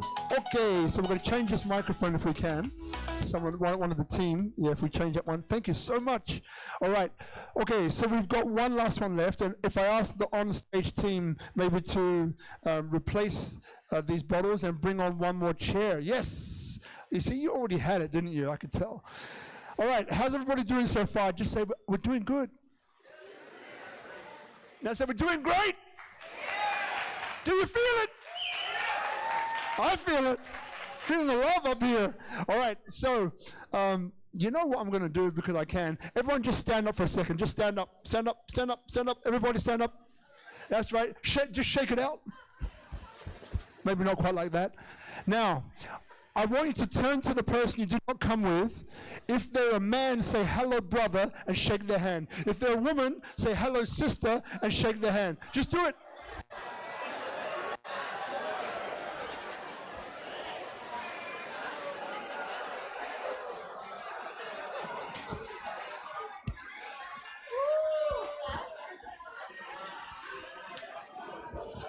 There you go. All right, everybody, grab a seat. Grab a seat. Give yourselves a round of applause. Round of applause, everybody. Woo! You know, there's a few too much brother going on over here. So that's the thing, right? We're all connected. As you would have seen through our first guest, through our second guest, there's common ground between all of us here. So from that perspective, we're kind of brothers and sisters, right? So that's why I say that and why I love doing that. So as we come to our last offering for tonight, it's inspired by prosperity. Ooh, inspired by prosperity. You heard me, good. Two phenomenal guests, which, you know, in alphabetical order, Rain Rinaldi, who's referred to commonly as the Elon Musk of Indonesia. Put your hands together. Come and join us, Rain. Either way. And then Roger James Hamilton, who is the founder and the leader of the Genius Group, which is the only New York Stock Exchange listed education company in Bali. Please give a round of applause. Come on up and join us. Right. Thank you, my brother. Woo. All right, so what we're going to do is that we're going to have a video from each of you. Good to see you, mate. Good to see you, mate. It's the Aussie coming out. Good to see you, mate. There you go, mate. All right, are you? All right. That was perhaps London mixed with Aussie. Okay, so what we're going to do is that we're going to have a look at Rain's video first. So if we play Rain's video, and we'll come back and look at Roger's.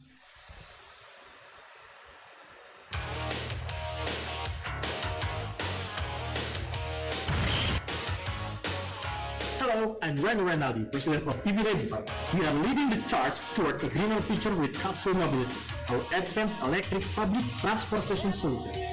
Our metro capsule system revolutionize urban travel with sustainable and efficient electric vehicles that's 70% more efficient than other LRT. We registered international patent for this technology. With Metro Capsule, we got a major project for public transportation on smart city in Indonesia. Of course, we don't stop there. With MUV or MOVE, we are defining zonal transportation through electric car and bikes designed for both convenience and eco-friendliness.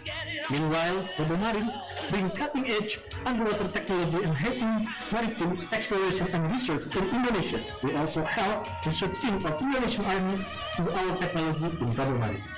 So join us in our mission to make clean, efficient, and innovative transportation solutions a reality for everyone.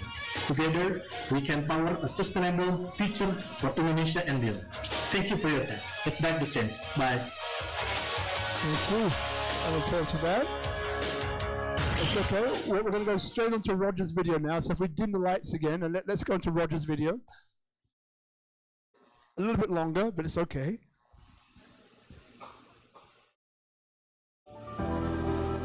A superhuman future. This is of the future. Future for ourselves. Into their future. To create a future. The question is, well, what can we learn from the past that enables us to be able to prepare ourselves and our next generation for the future?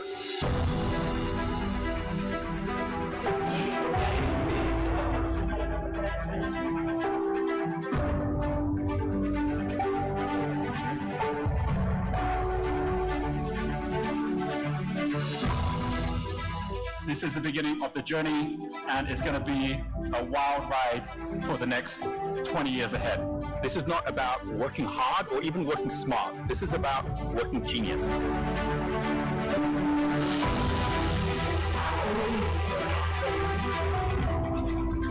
Imagine if what you leave here with was exactly the same, which was basically your purpose in life and the reason that you're here.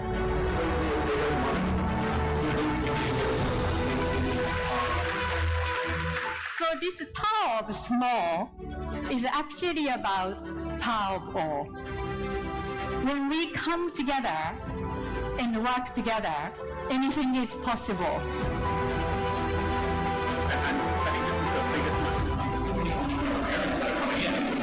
We have to come back and forth from this universe. These are the years where we see the birth of this whole new order, which includes digital currencies, Bitcoin, AI, and now we're seeing the generations which are creating the foreturnings of this brand new digital age. But we'll bring in all sorts of incredible acts. We'll be able to use the whole beach to do it. It's also going to allow us community living, raising children together with groups of people, spending more time IRL, I think is going to be one of the great opportunities of our generation. So if you want to understand the future, bet on not what you think is going to happen, but what you know won't change. Why do these AIs truly and do they actually have that?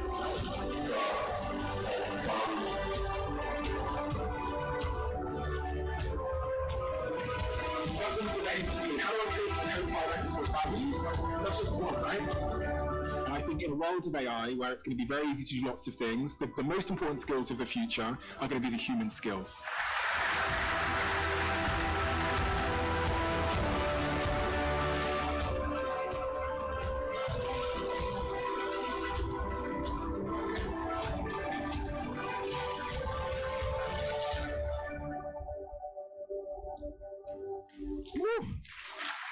Hey.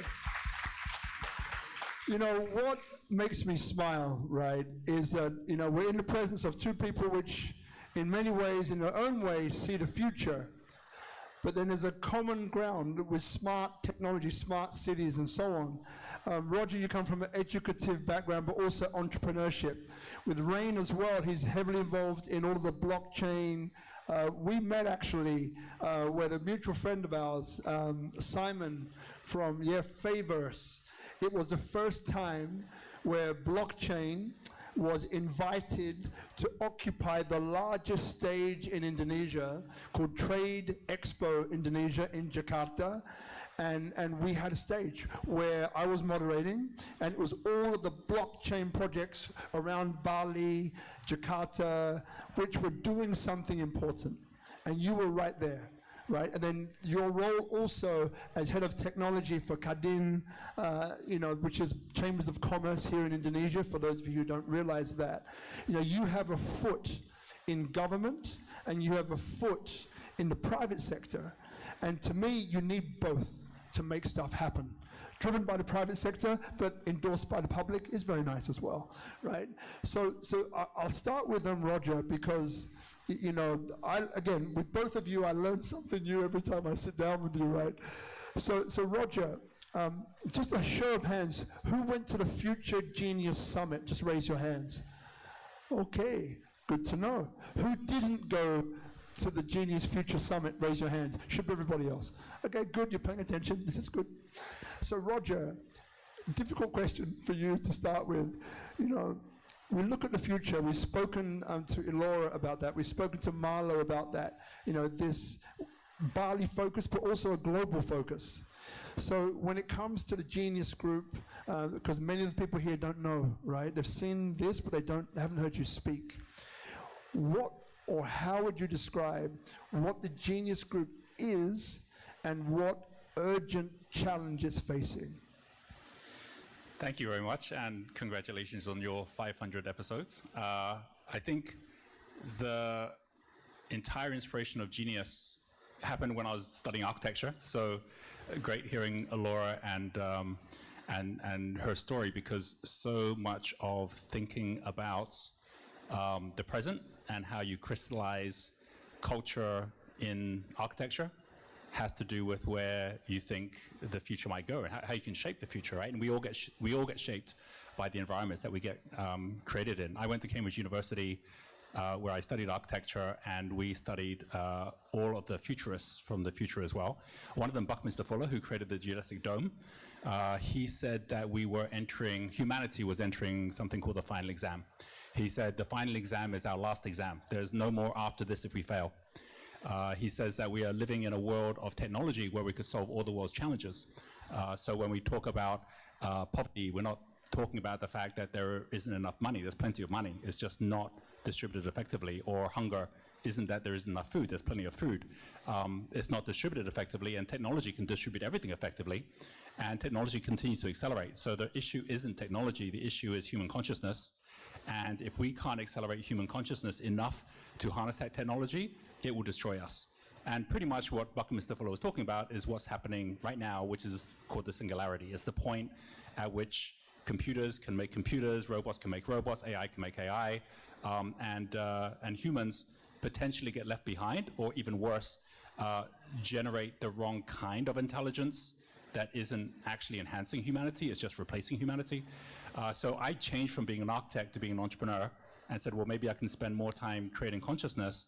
And that's come full circle because now we're creating Genius City, where Genius City is a smart city, but where smart city is about smart technology, Genius City is about smart technology with smart humans, which means education is at the base of it, and not education in terms of knowledge, but education in terms of wisdom.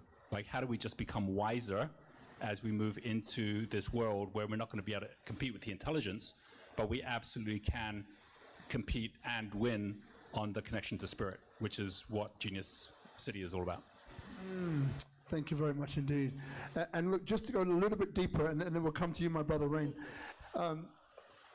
So, how many components are there to this? Because, you know, and again, this is probably more for everybody here, and me too. Genius Group has so many different connective points to the community and the world. So if I asked you then, you know, which different elements are you bringing forward in this mission to up-level human consciousness, what would you say? The short answer is all of them. The longer answer, which is why everything? Why not just one piece? I had the good opportunity to work with Alora's father, John Hardy, when he had just launched Green School together with Cynthia.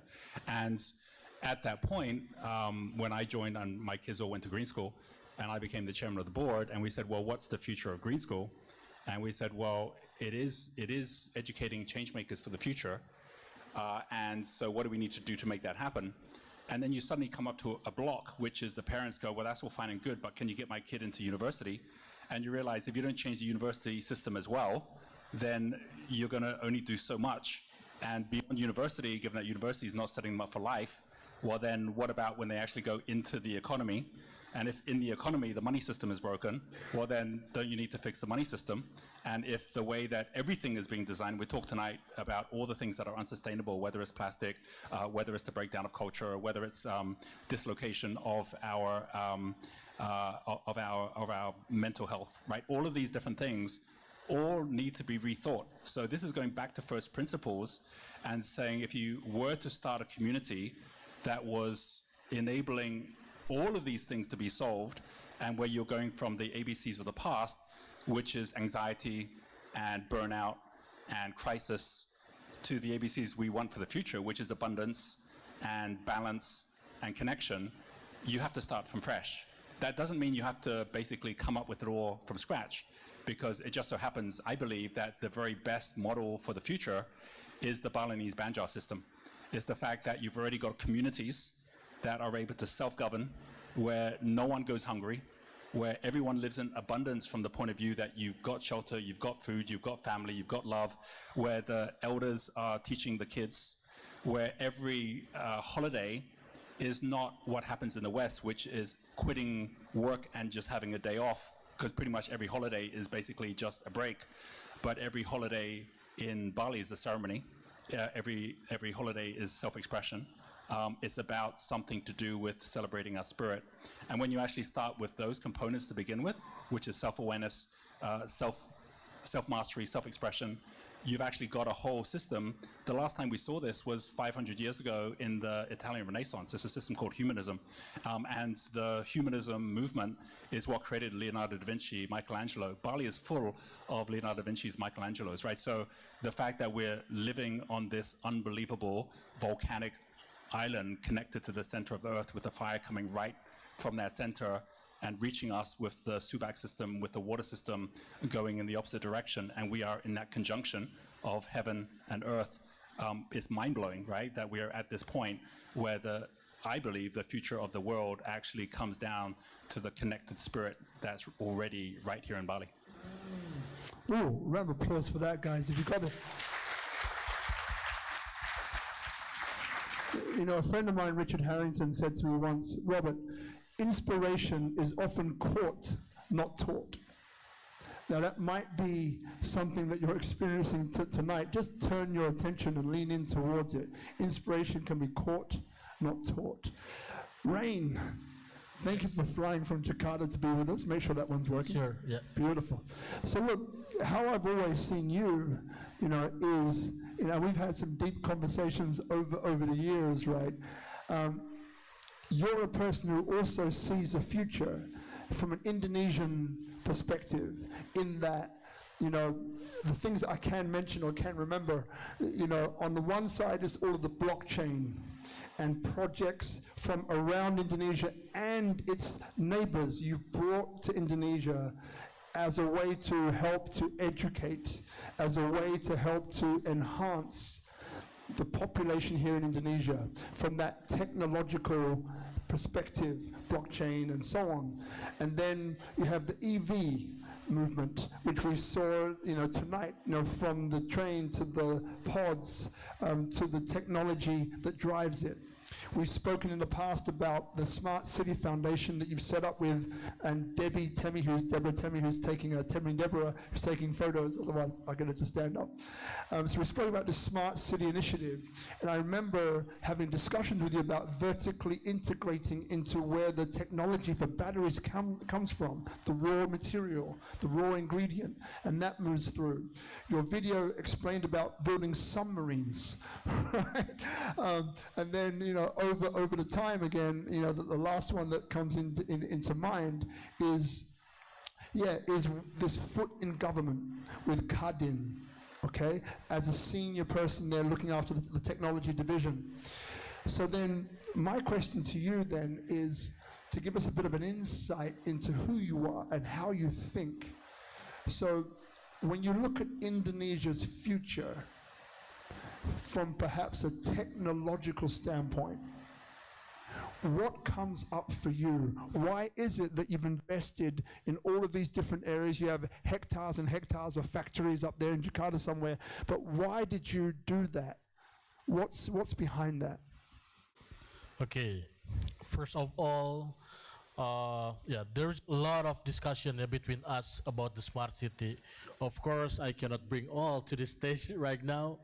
And then there is one thing that makes me want to do all these things. I mean, like one foot on the government things, and then the other is on the private sector. It's simply because like this. I believe that the spirit of the smart city, especially in Indonesia, is to make human to be treated more human, okay?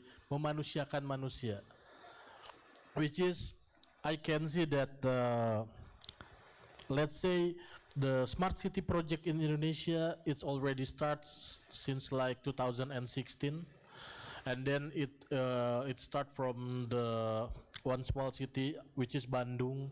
But at that time, it's not really like smart city. And then the government have initiative, several ministry, and then they make the smart city program. They have the goals to achieve the 100 new smart city at 2045.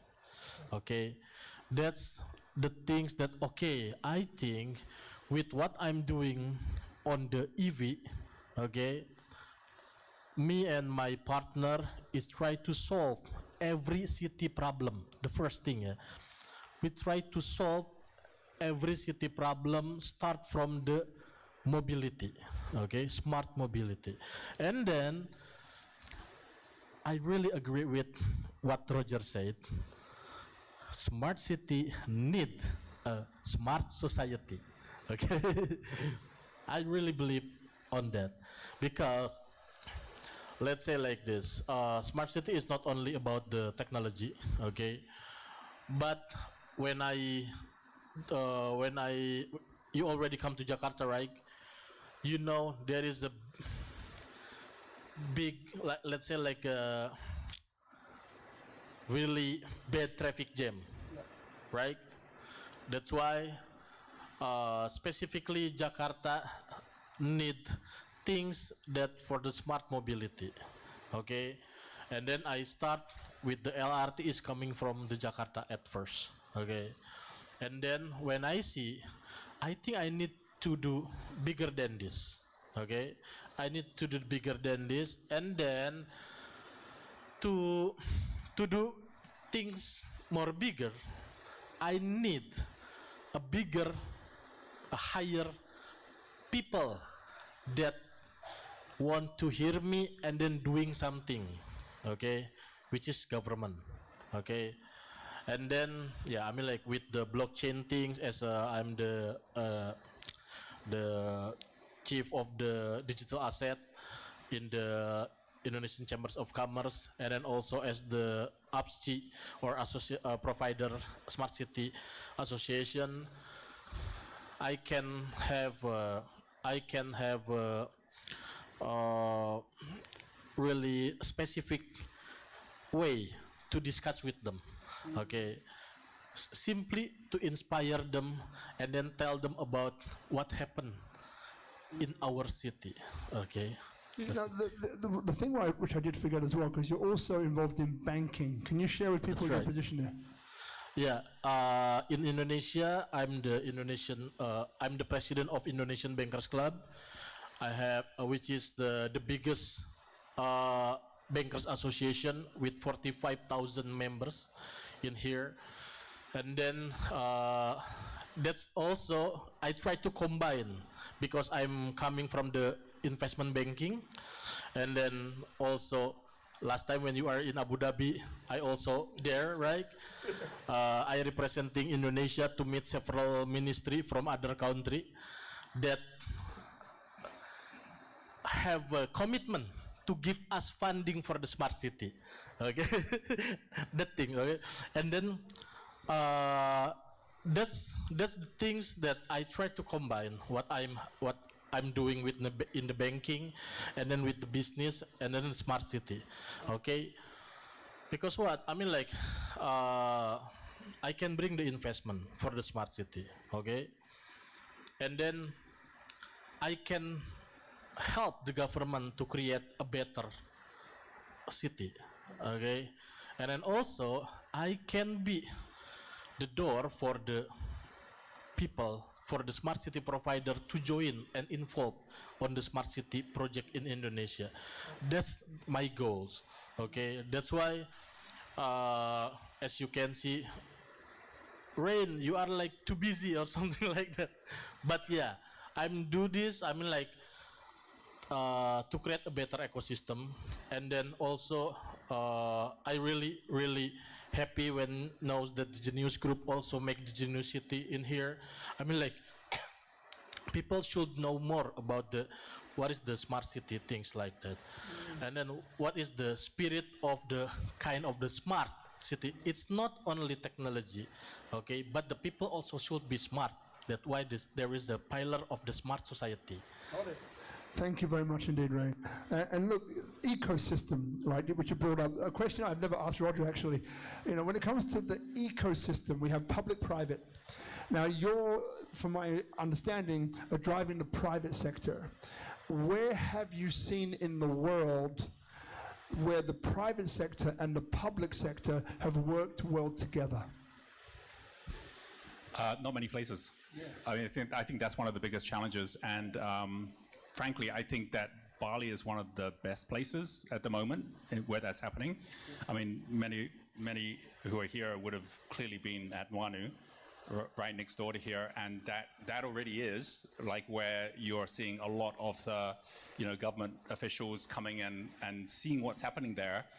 And working with the entrepreneurs there, including Sergey Solomon, who is the founder, with other challenges that are projects that have happened in Ubud, projects that have happened out in the Bukit, where they fell over with the wrong values, with no compliance, with the wrong ideas coming in from overseas that weren't honoring Balinese culture, Balinese law, and so now you're seeing more and more of those public-private partnerships which are being developed. And obviously you were talking earlier about your being part of that as well.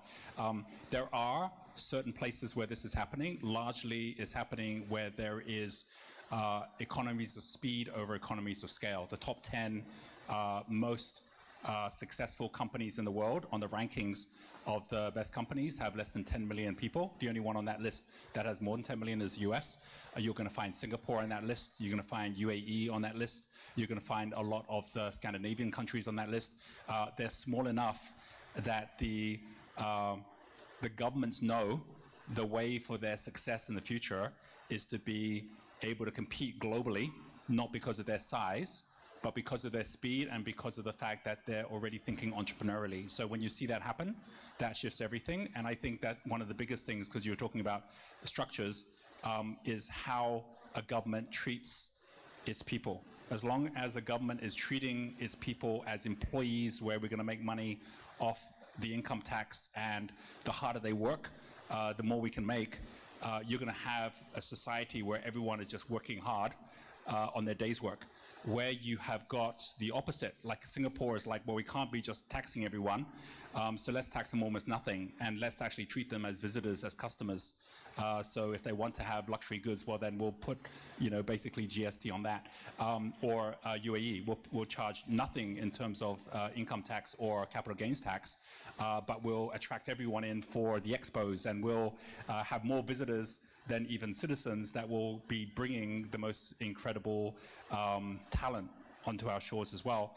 And I think the more that you have, and obviously this happens in Bali, right? It's like everyone's like knowing, okay, if we can actually treat everyone as visitors and we are thinking about it in that way, it can actually shift everything. The fact that we just took on the school here, ProEd, and then linking that in with the apprentice programs, being here at PIB College and knowing that there's so many synergies where you can attract people from all over the world that would want to come to Bali and then learn about the Bali culture and learn about connection and how they can be living in a future world which is not disconnected and where they're not replaced. I think that's the real key of where we're going, and that's where we're seeing the most of these public-private partnerships take place. So Rain, public-private partnerships you happen to be very familiar with. Sure. So you heard Roger. Now, one of the reasons why I brought you together was because I felt that I needed to. I go on intuition a lot these days. Another one of the reasons is because, I see a clear combination, private-public. And again, you are an entrepreneur first and foremost, but you are also a banker. You are also a foot in government at a senior level, right? So when it comes to collaboration, okay, so what is it that you would like to see from entities like the Genius Group? And there are others, right? What would you like to see them come forward with in a way that works with greater harmony with Indonesia? What would you say is the answer to that one? Okay, basically that's the reason why there is the Indonesian Smart City Provider Association. It's simply because I need to find a lot of the smart city provider that have, let's say, that have good initiative, that bring the technology, let's say, that the one that can bring the new concept for the smart city. Why? Because I need to bring this and then bring this to the government as the one of the solution. Because let's say I already met a lot of the city mayor, governor and others.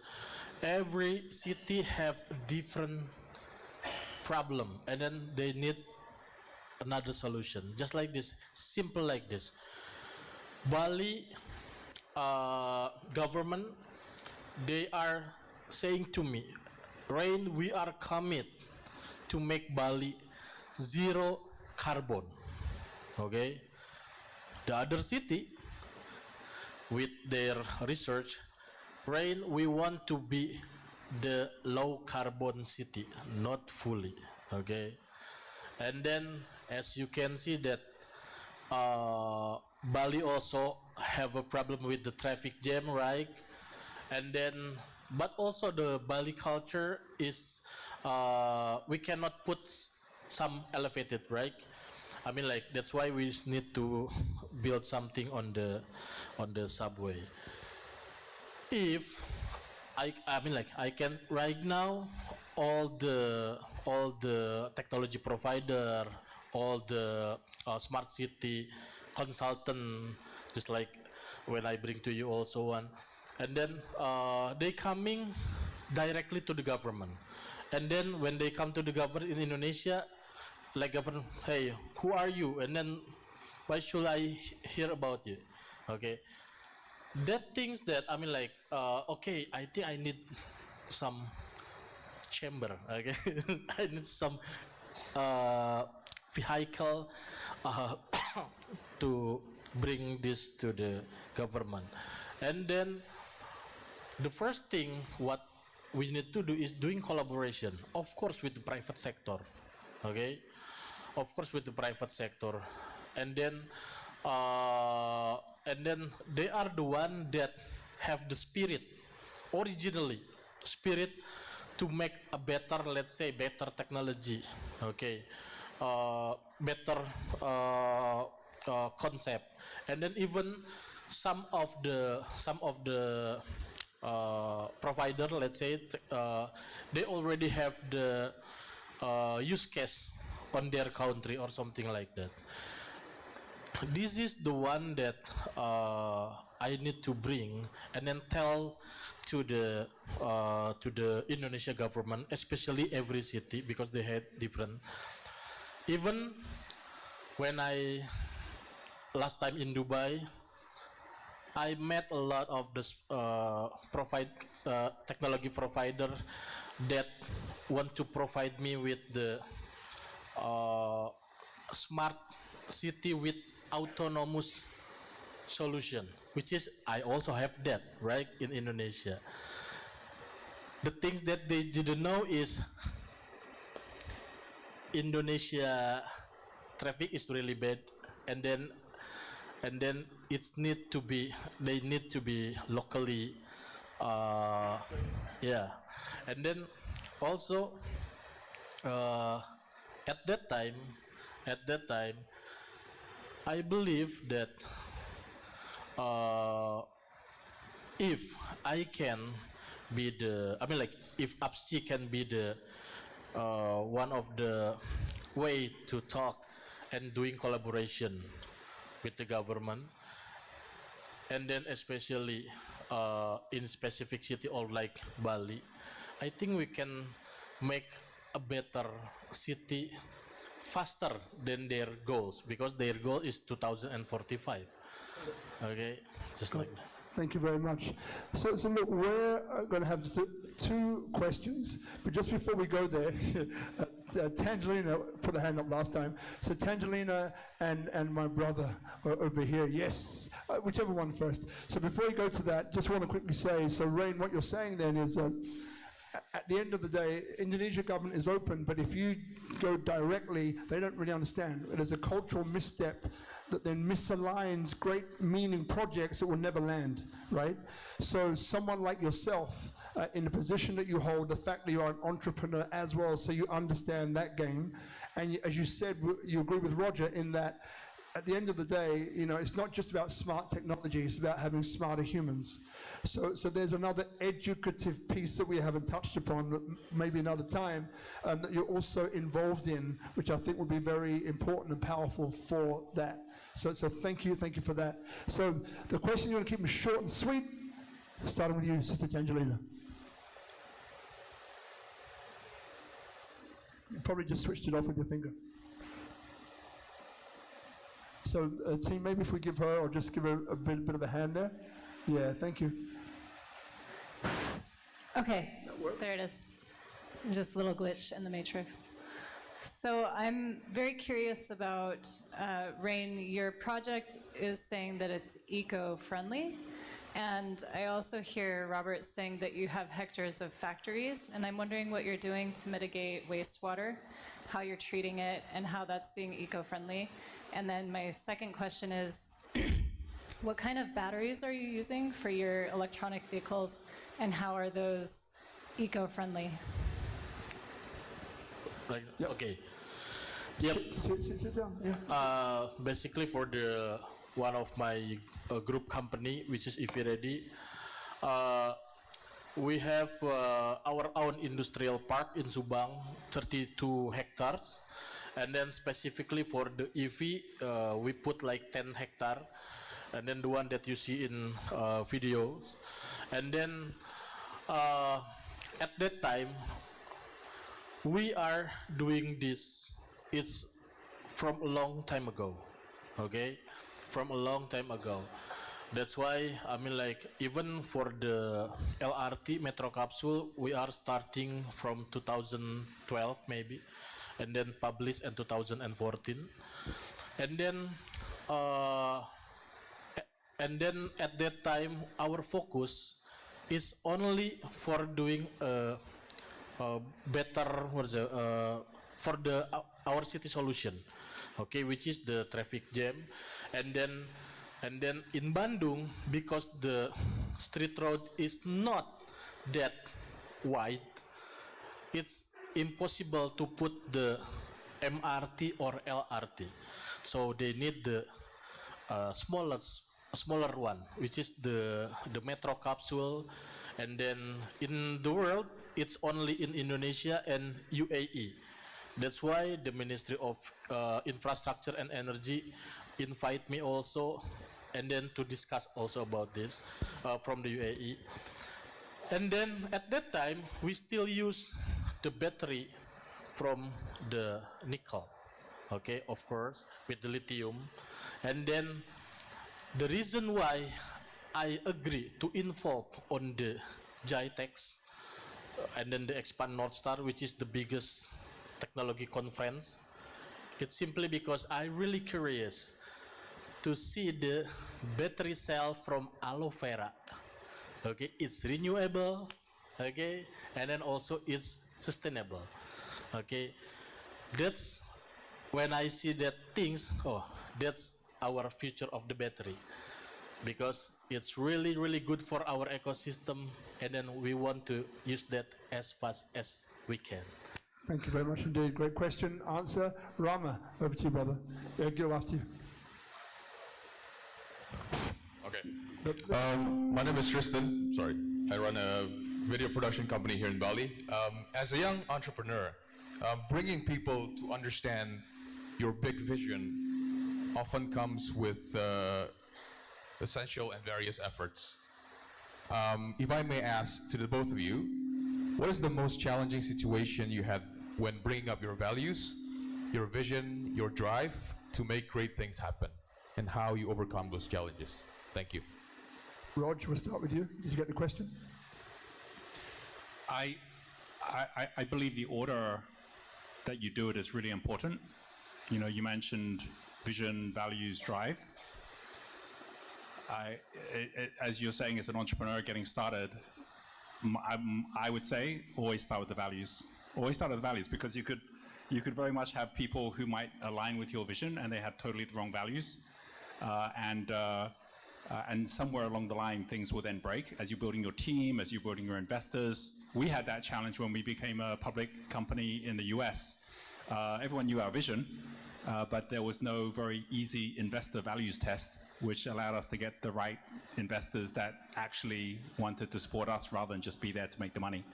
So when we're talking about public-private, I think one of the biggest things isn't even about what's the type of company, it's whether it's impact or income. You know, it's like, are you actually in there to make a difference in the world and you're purpose-driven, or are you more profit-driven? I think Jeff Bezos said it best when he said, you know, you're going to always have missionaries and mercenaries. You know, the mercenaries just do it for the money. Missionaries do it for the cause, for the purpose. Only ever back the missionaries, and you'll find not only do you end up with a purpose, but usually they're going to end up attracting the most money as well, because more and more of us are purpose-driven. So we're going to be attracted to those companies as well. So start with the values. After the values, then the vision becomes really, really important. And the most important thing is the vision.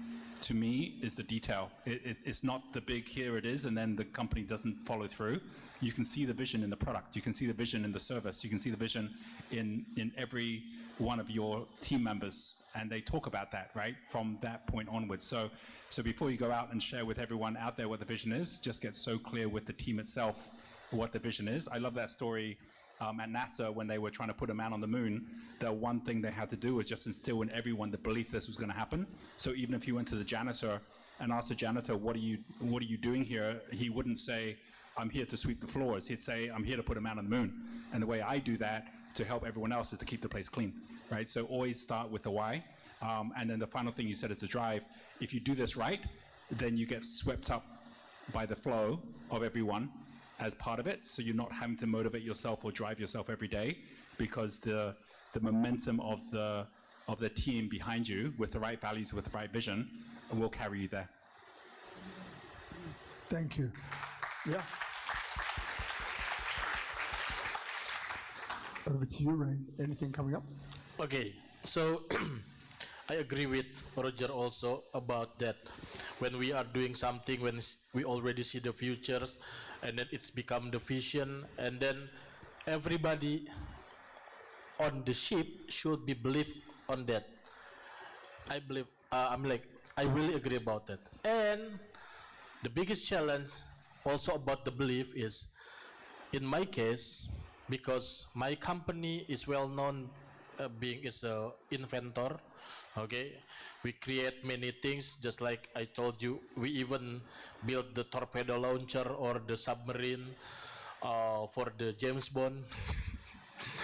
But what is the biggest challenge for us is even to make this country believe to my technology is one of the biggest challenge for me. Okay, at that time, the LRT, it's not the EV trend at that time, 2014, but we need to make the generator, to, let's say, the electric engine that can bring 40 tons. Okay, at that time we make this by our research, and then should get the validation from 2 professors from the Slovenian and then from the China. It's simply because at that time we also built this for the military technology. And then, okay, we already make this, we already put the patent. Okay, let's make this as one of the public transportation, okay? Because at that time the EV tank is not really good things, okay? That's not cool, right?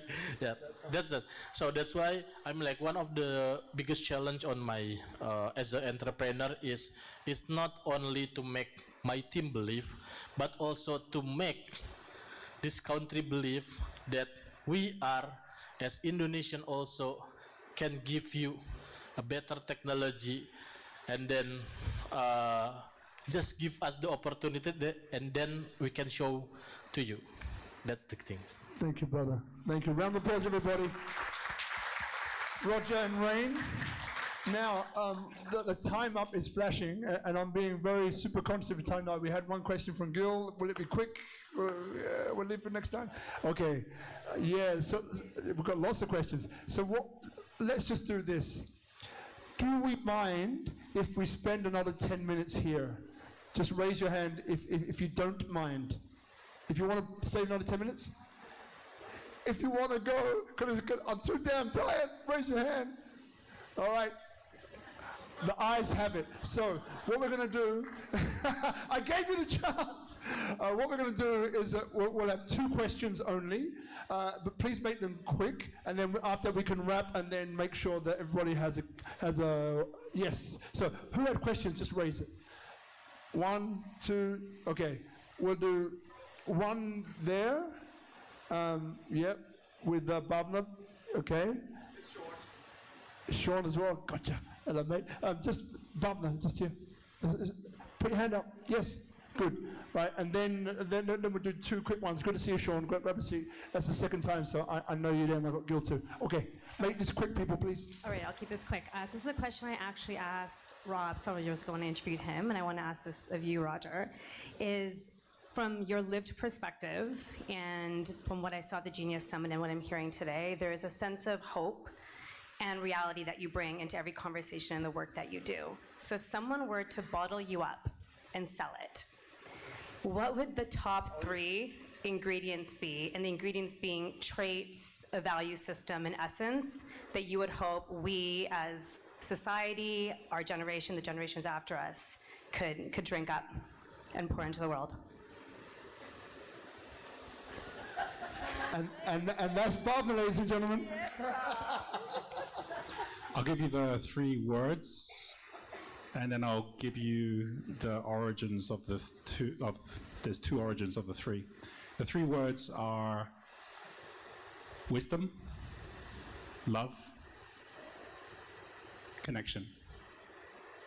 And that's because of 2 sayings that I live by. With wisdom, I know I am nothing. With love, I know I am everything. And in between the 2, my life moves. And the second, from someone I mentioned earlier, everything is connected. We simply need the eyes to see. Ooh. Really good. Oh, don't worry, man. That question's not for you, brother. So we had Sean over here, right? Give this man the mic. Be quick. Let's go over to you. Thanks for being here, mate. Thank you very much. Not Sean, Robin, by the way. Robin, thank you. Even better than Sean. I know we all start with the letter R. So thank you, both of you. You guys have been really inspiring. What you guys have done. I would like to also give you an inspiring question, actually. You've always solved problems in the current world and everything, but what if you had a clean sheet? Imagine, let's say, Elon Musk does go to Mars, and you guys are leading the first settlers. How would the both of you build the settlement and organize the education, politics, and stuff? Okay, so I want to understand the question. So if the Elon Musk make the,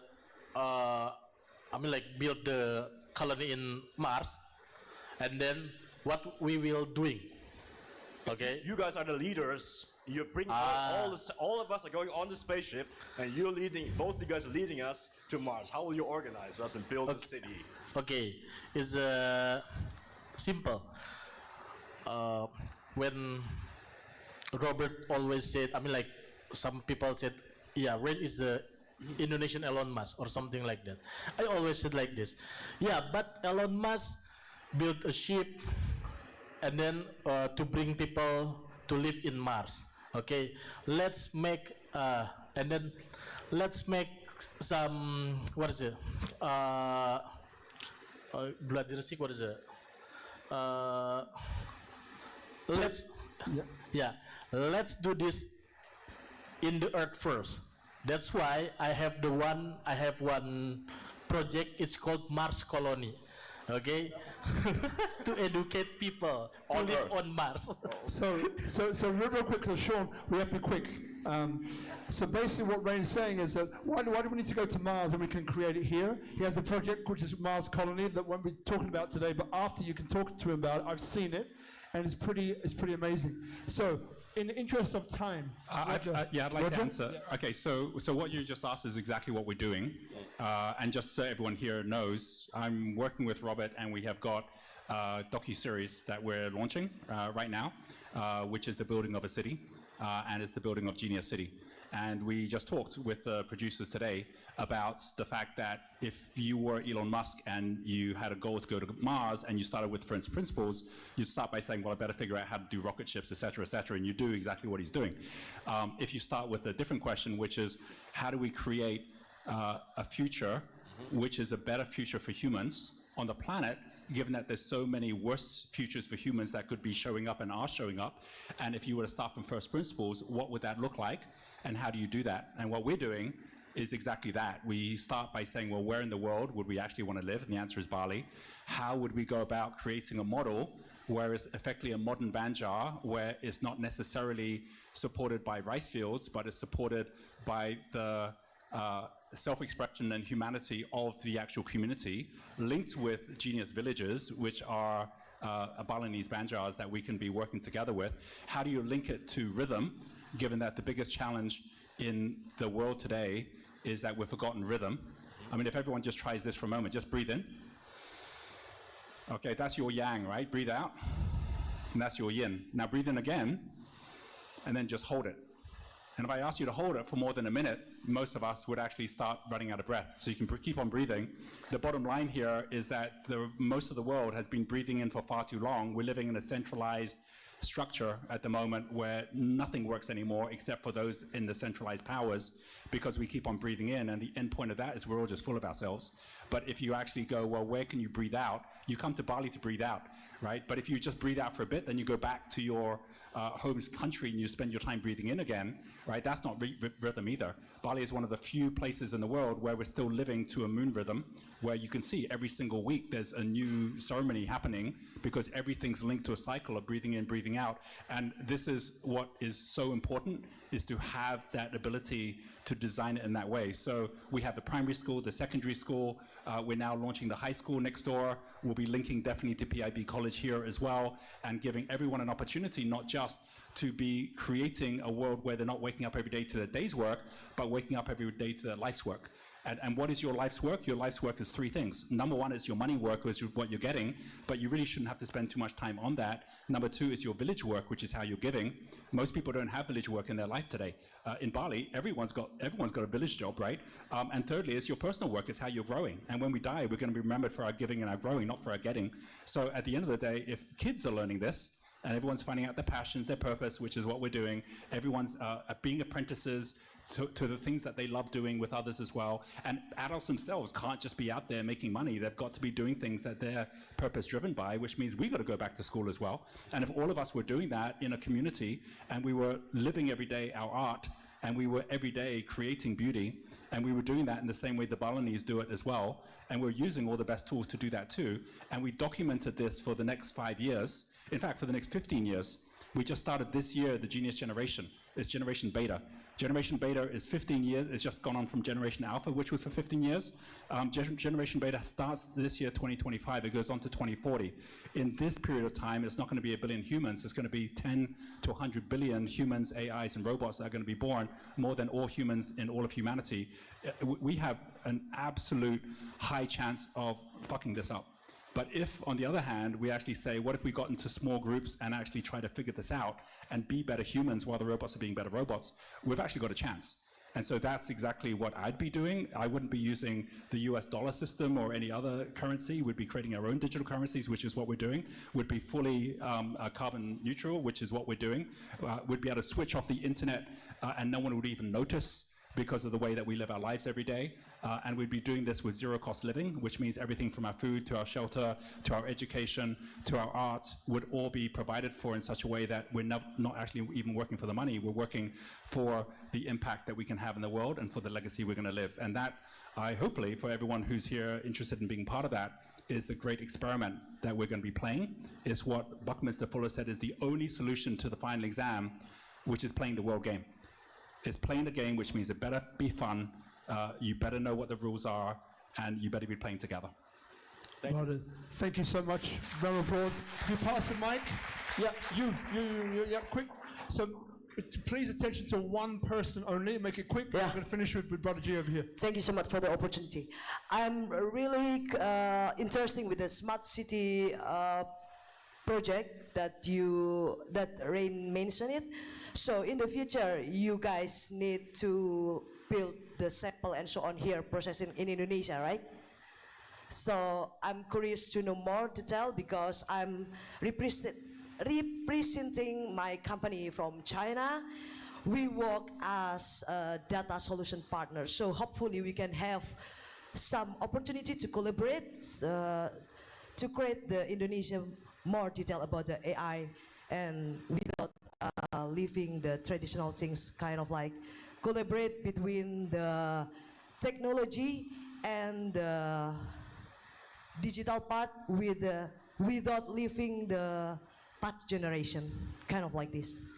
Thank you. Thank you so much. I appreciate it. And thanks for coming. Great to see you. Thank you. Yes, so thanks, last Robert. question, Brother G over here, Gil, and then after we're going to quickly move. So just over here, maybe stand up, mate. Yeah.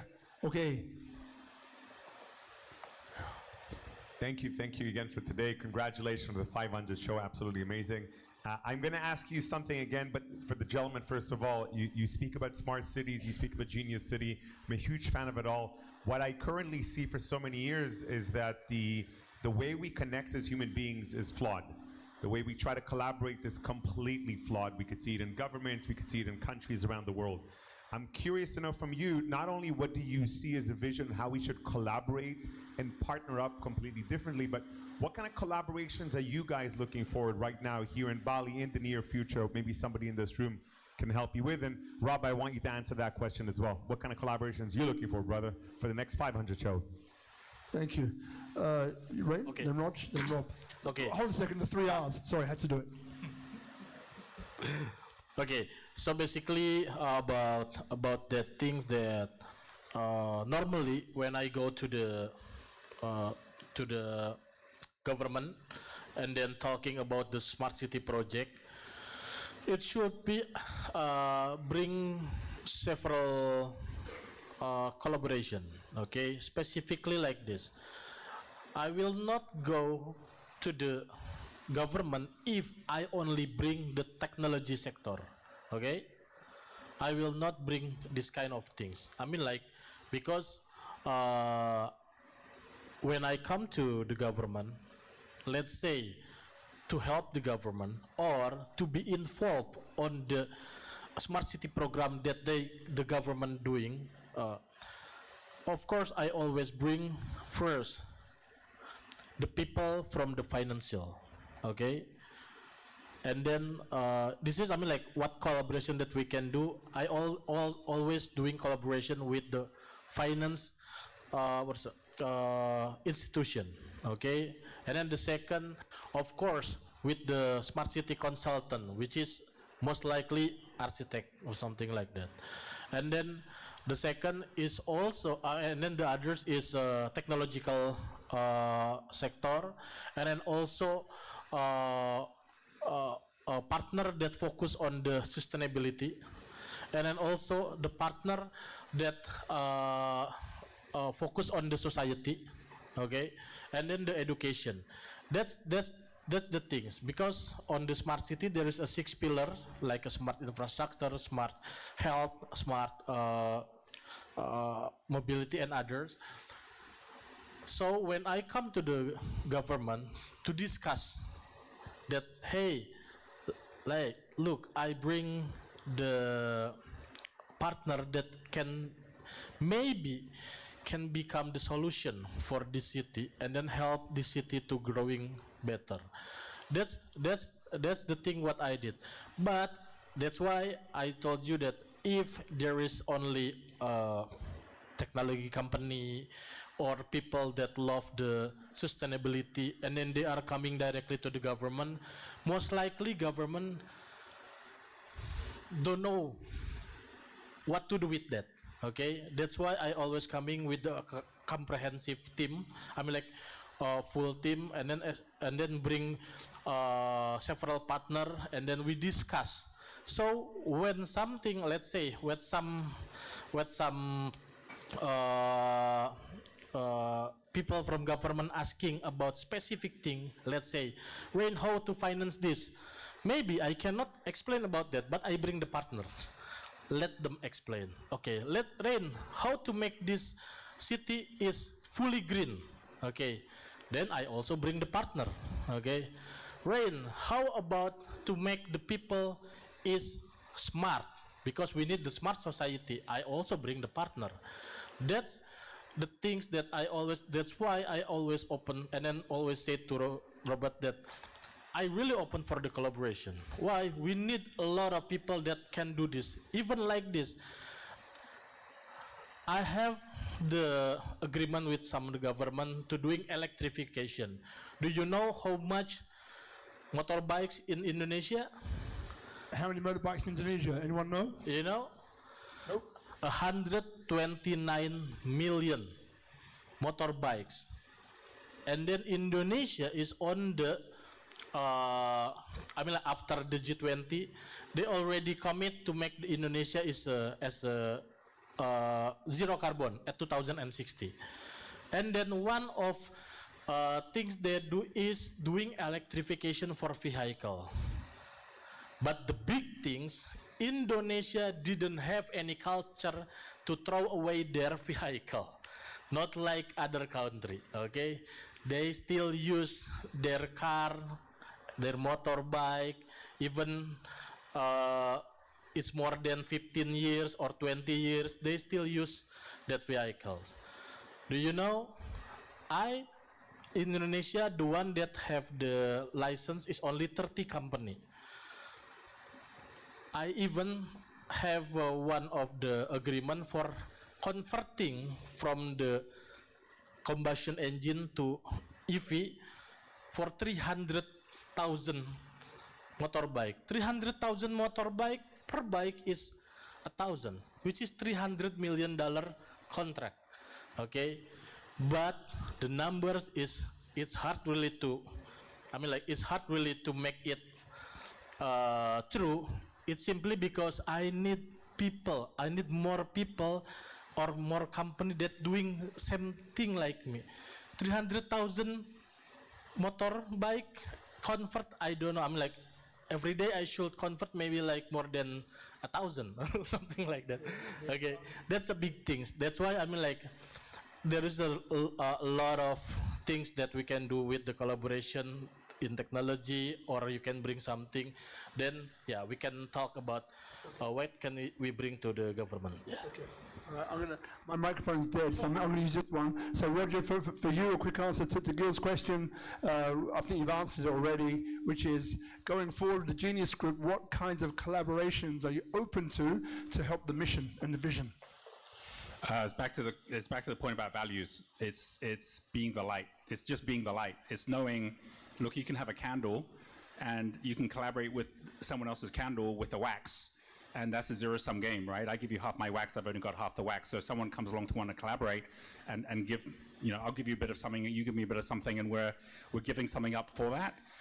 When a candle shares this light with another candle, it costs it nothing, right? So it's not about, I'm going to have less. It's like, no, I'm actually going to have more. I share an idea with you, I don't end up with half an idea, I end up with a bigger idea. If I share a connection with you, I don't end up with half a connection, I end up with a bigger connection. This is why Robert's such a genius, because every connection just adds more to it. And this is the whole point about being the light, is to ignite your genius. So we have a whole concept within Genius City, which is the Genius Enterprises. And what's a Genius Enterprise? It's an enterprise which is impact-driven. 10% of its revenues goes back to the community for those that are looking to spend more time on their creativity, on their giving. They don't have to go to work, right? In the same way that not everyone in the Banjar works in the rice fields, everyone can still be fed, everyone can still contribute with their village job, with their personal job within the village as well. And secondly, if you actually think about this from the point of view of the next generation, is how do we give freely for learning? So 10% of your workforce should be apprentices of the younger generation, and they should be able to come in with their genius while you're also igniting them with their genius. So if anyone comes to us and says, can we work together? I said, are you willing to ignite the genius of others, so that as a result of that, you're not trying to get a job, but you're actually creating jobs? And others go, yes, I want to do that. Then it's like, right, how do we do that in the best way? And everyone ends up with more. This is the opposite of lack. This is abundance. But understanding that it's a mindset that we have to have, so no one's in there trying to grab from someone else to get, because that's the only way they believe they can get ahead. That to me is everything. Just be the light. Beautiful. Everybody, quick round of applause. Thank you so much, gentlemen. Feel free, Vicky, very quickly, please. Now we're going to finish very soon, so please just wait for 2 more minutes, and then we'll be done. Hurry up, Vinny. Be quick, brother. Be quick. Okay. Think quick. Okay, Rain, you in the middle because.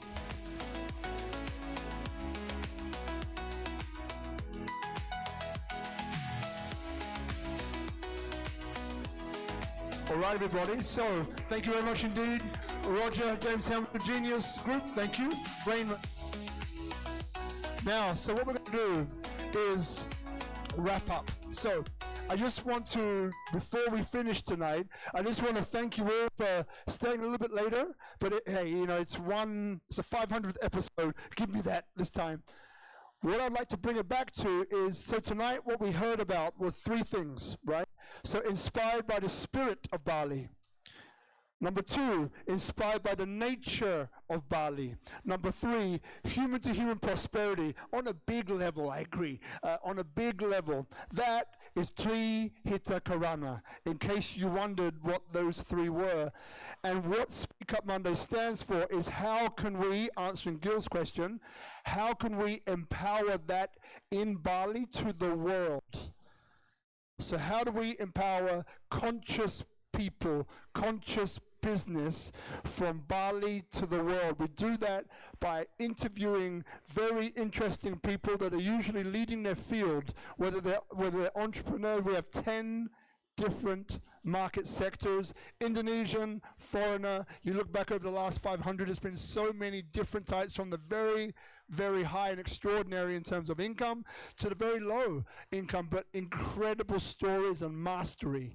So, on that note, there's Bali Ocean Days, which is, thank you very much indeed, 3rd conference and showcase, which happens at the Intercontinental Bali Resort, Jimbaran, 30 and 31 of January. I am on the board of management for Sky Blue Sea Foundation, which is behind the organization of this event.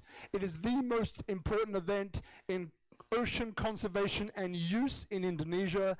It brings together, kind of how Rain and Roger were talking, it brings together the public sector, government, with the private sector together to discuss outcomes and challenges and how we can work together to solve them. So now is a very quick video from the next Bali Ocean Days, and then after that there's one more quick wrap up, and then we can all have a big photo together and then break out. So if we play the video, please. Thank you very much.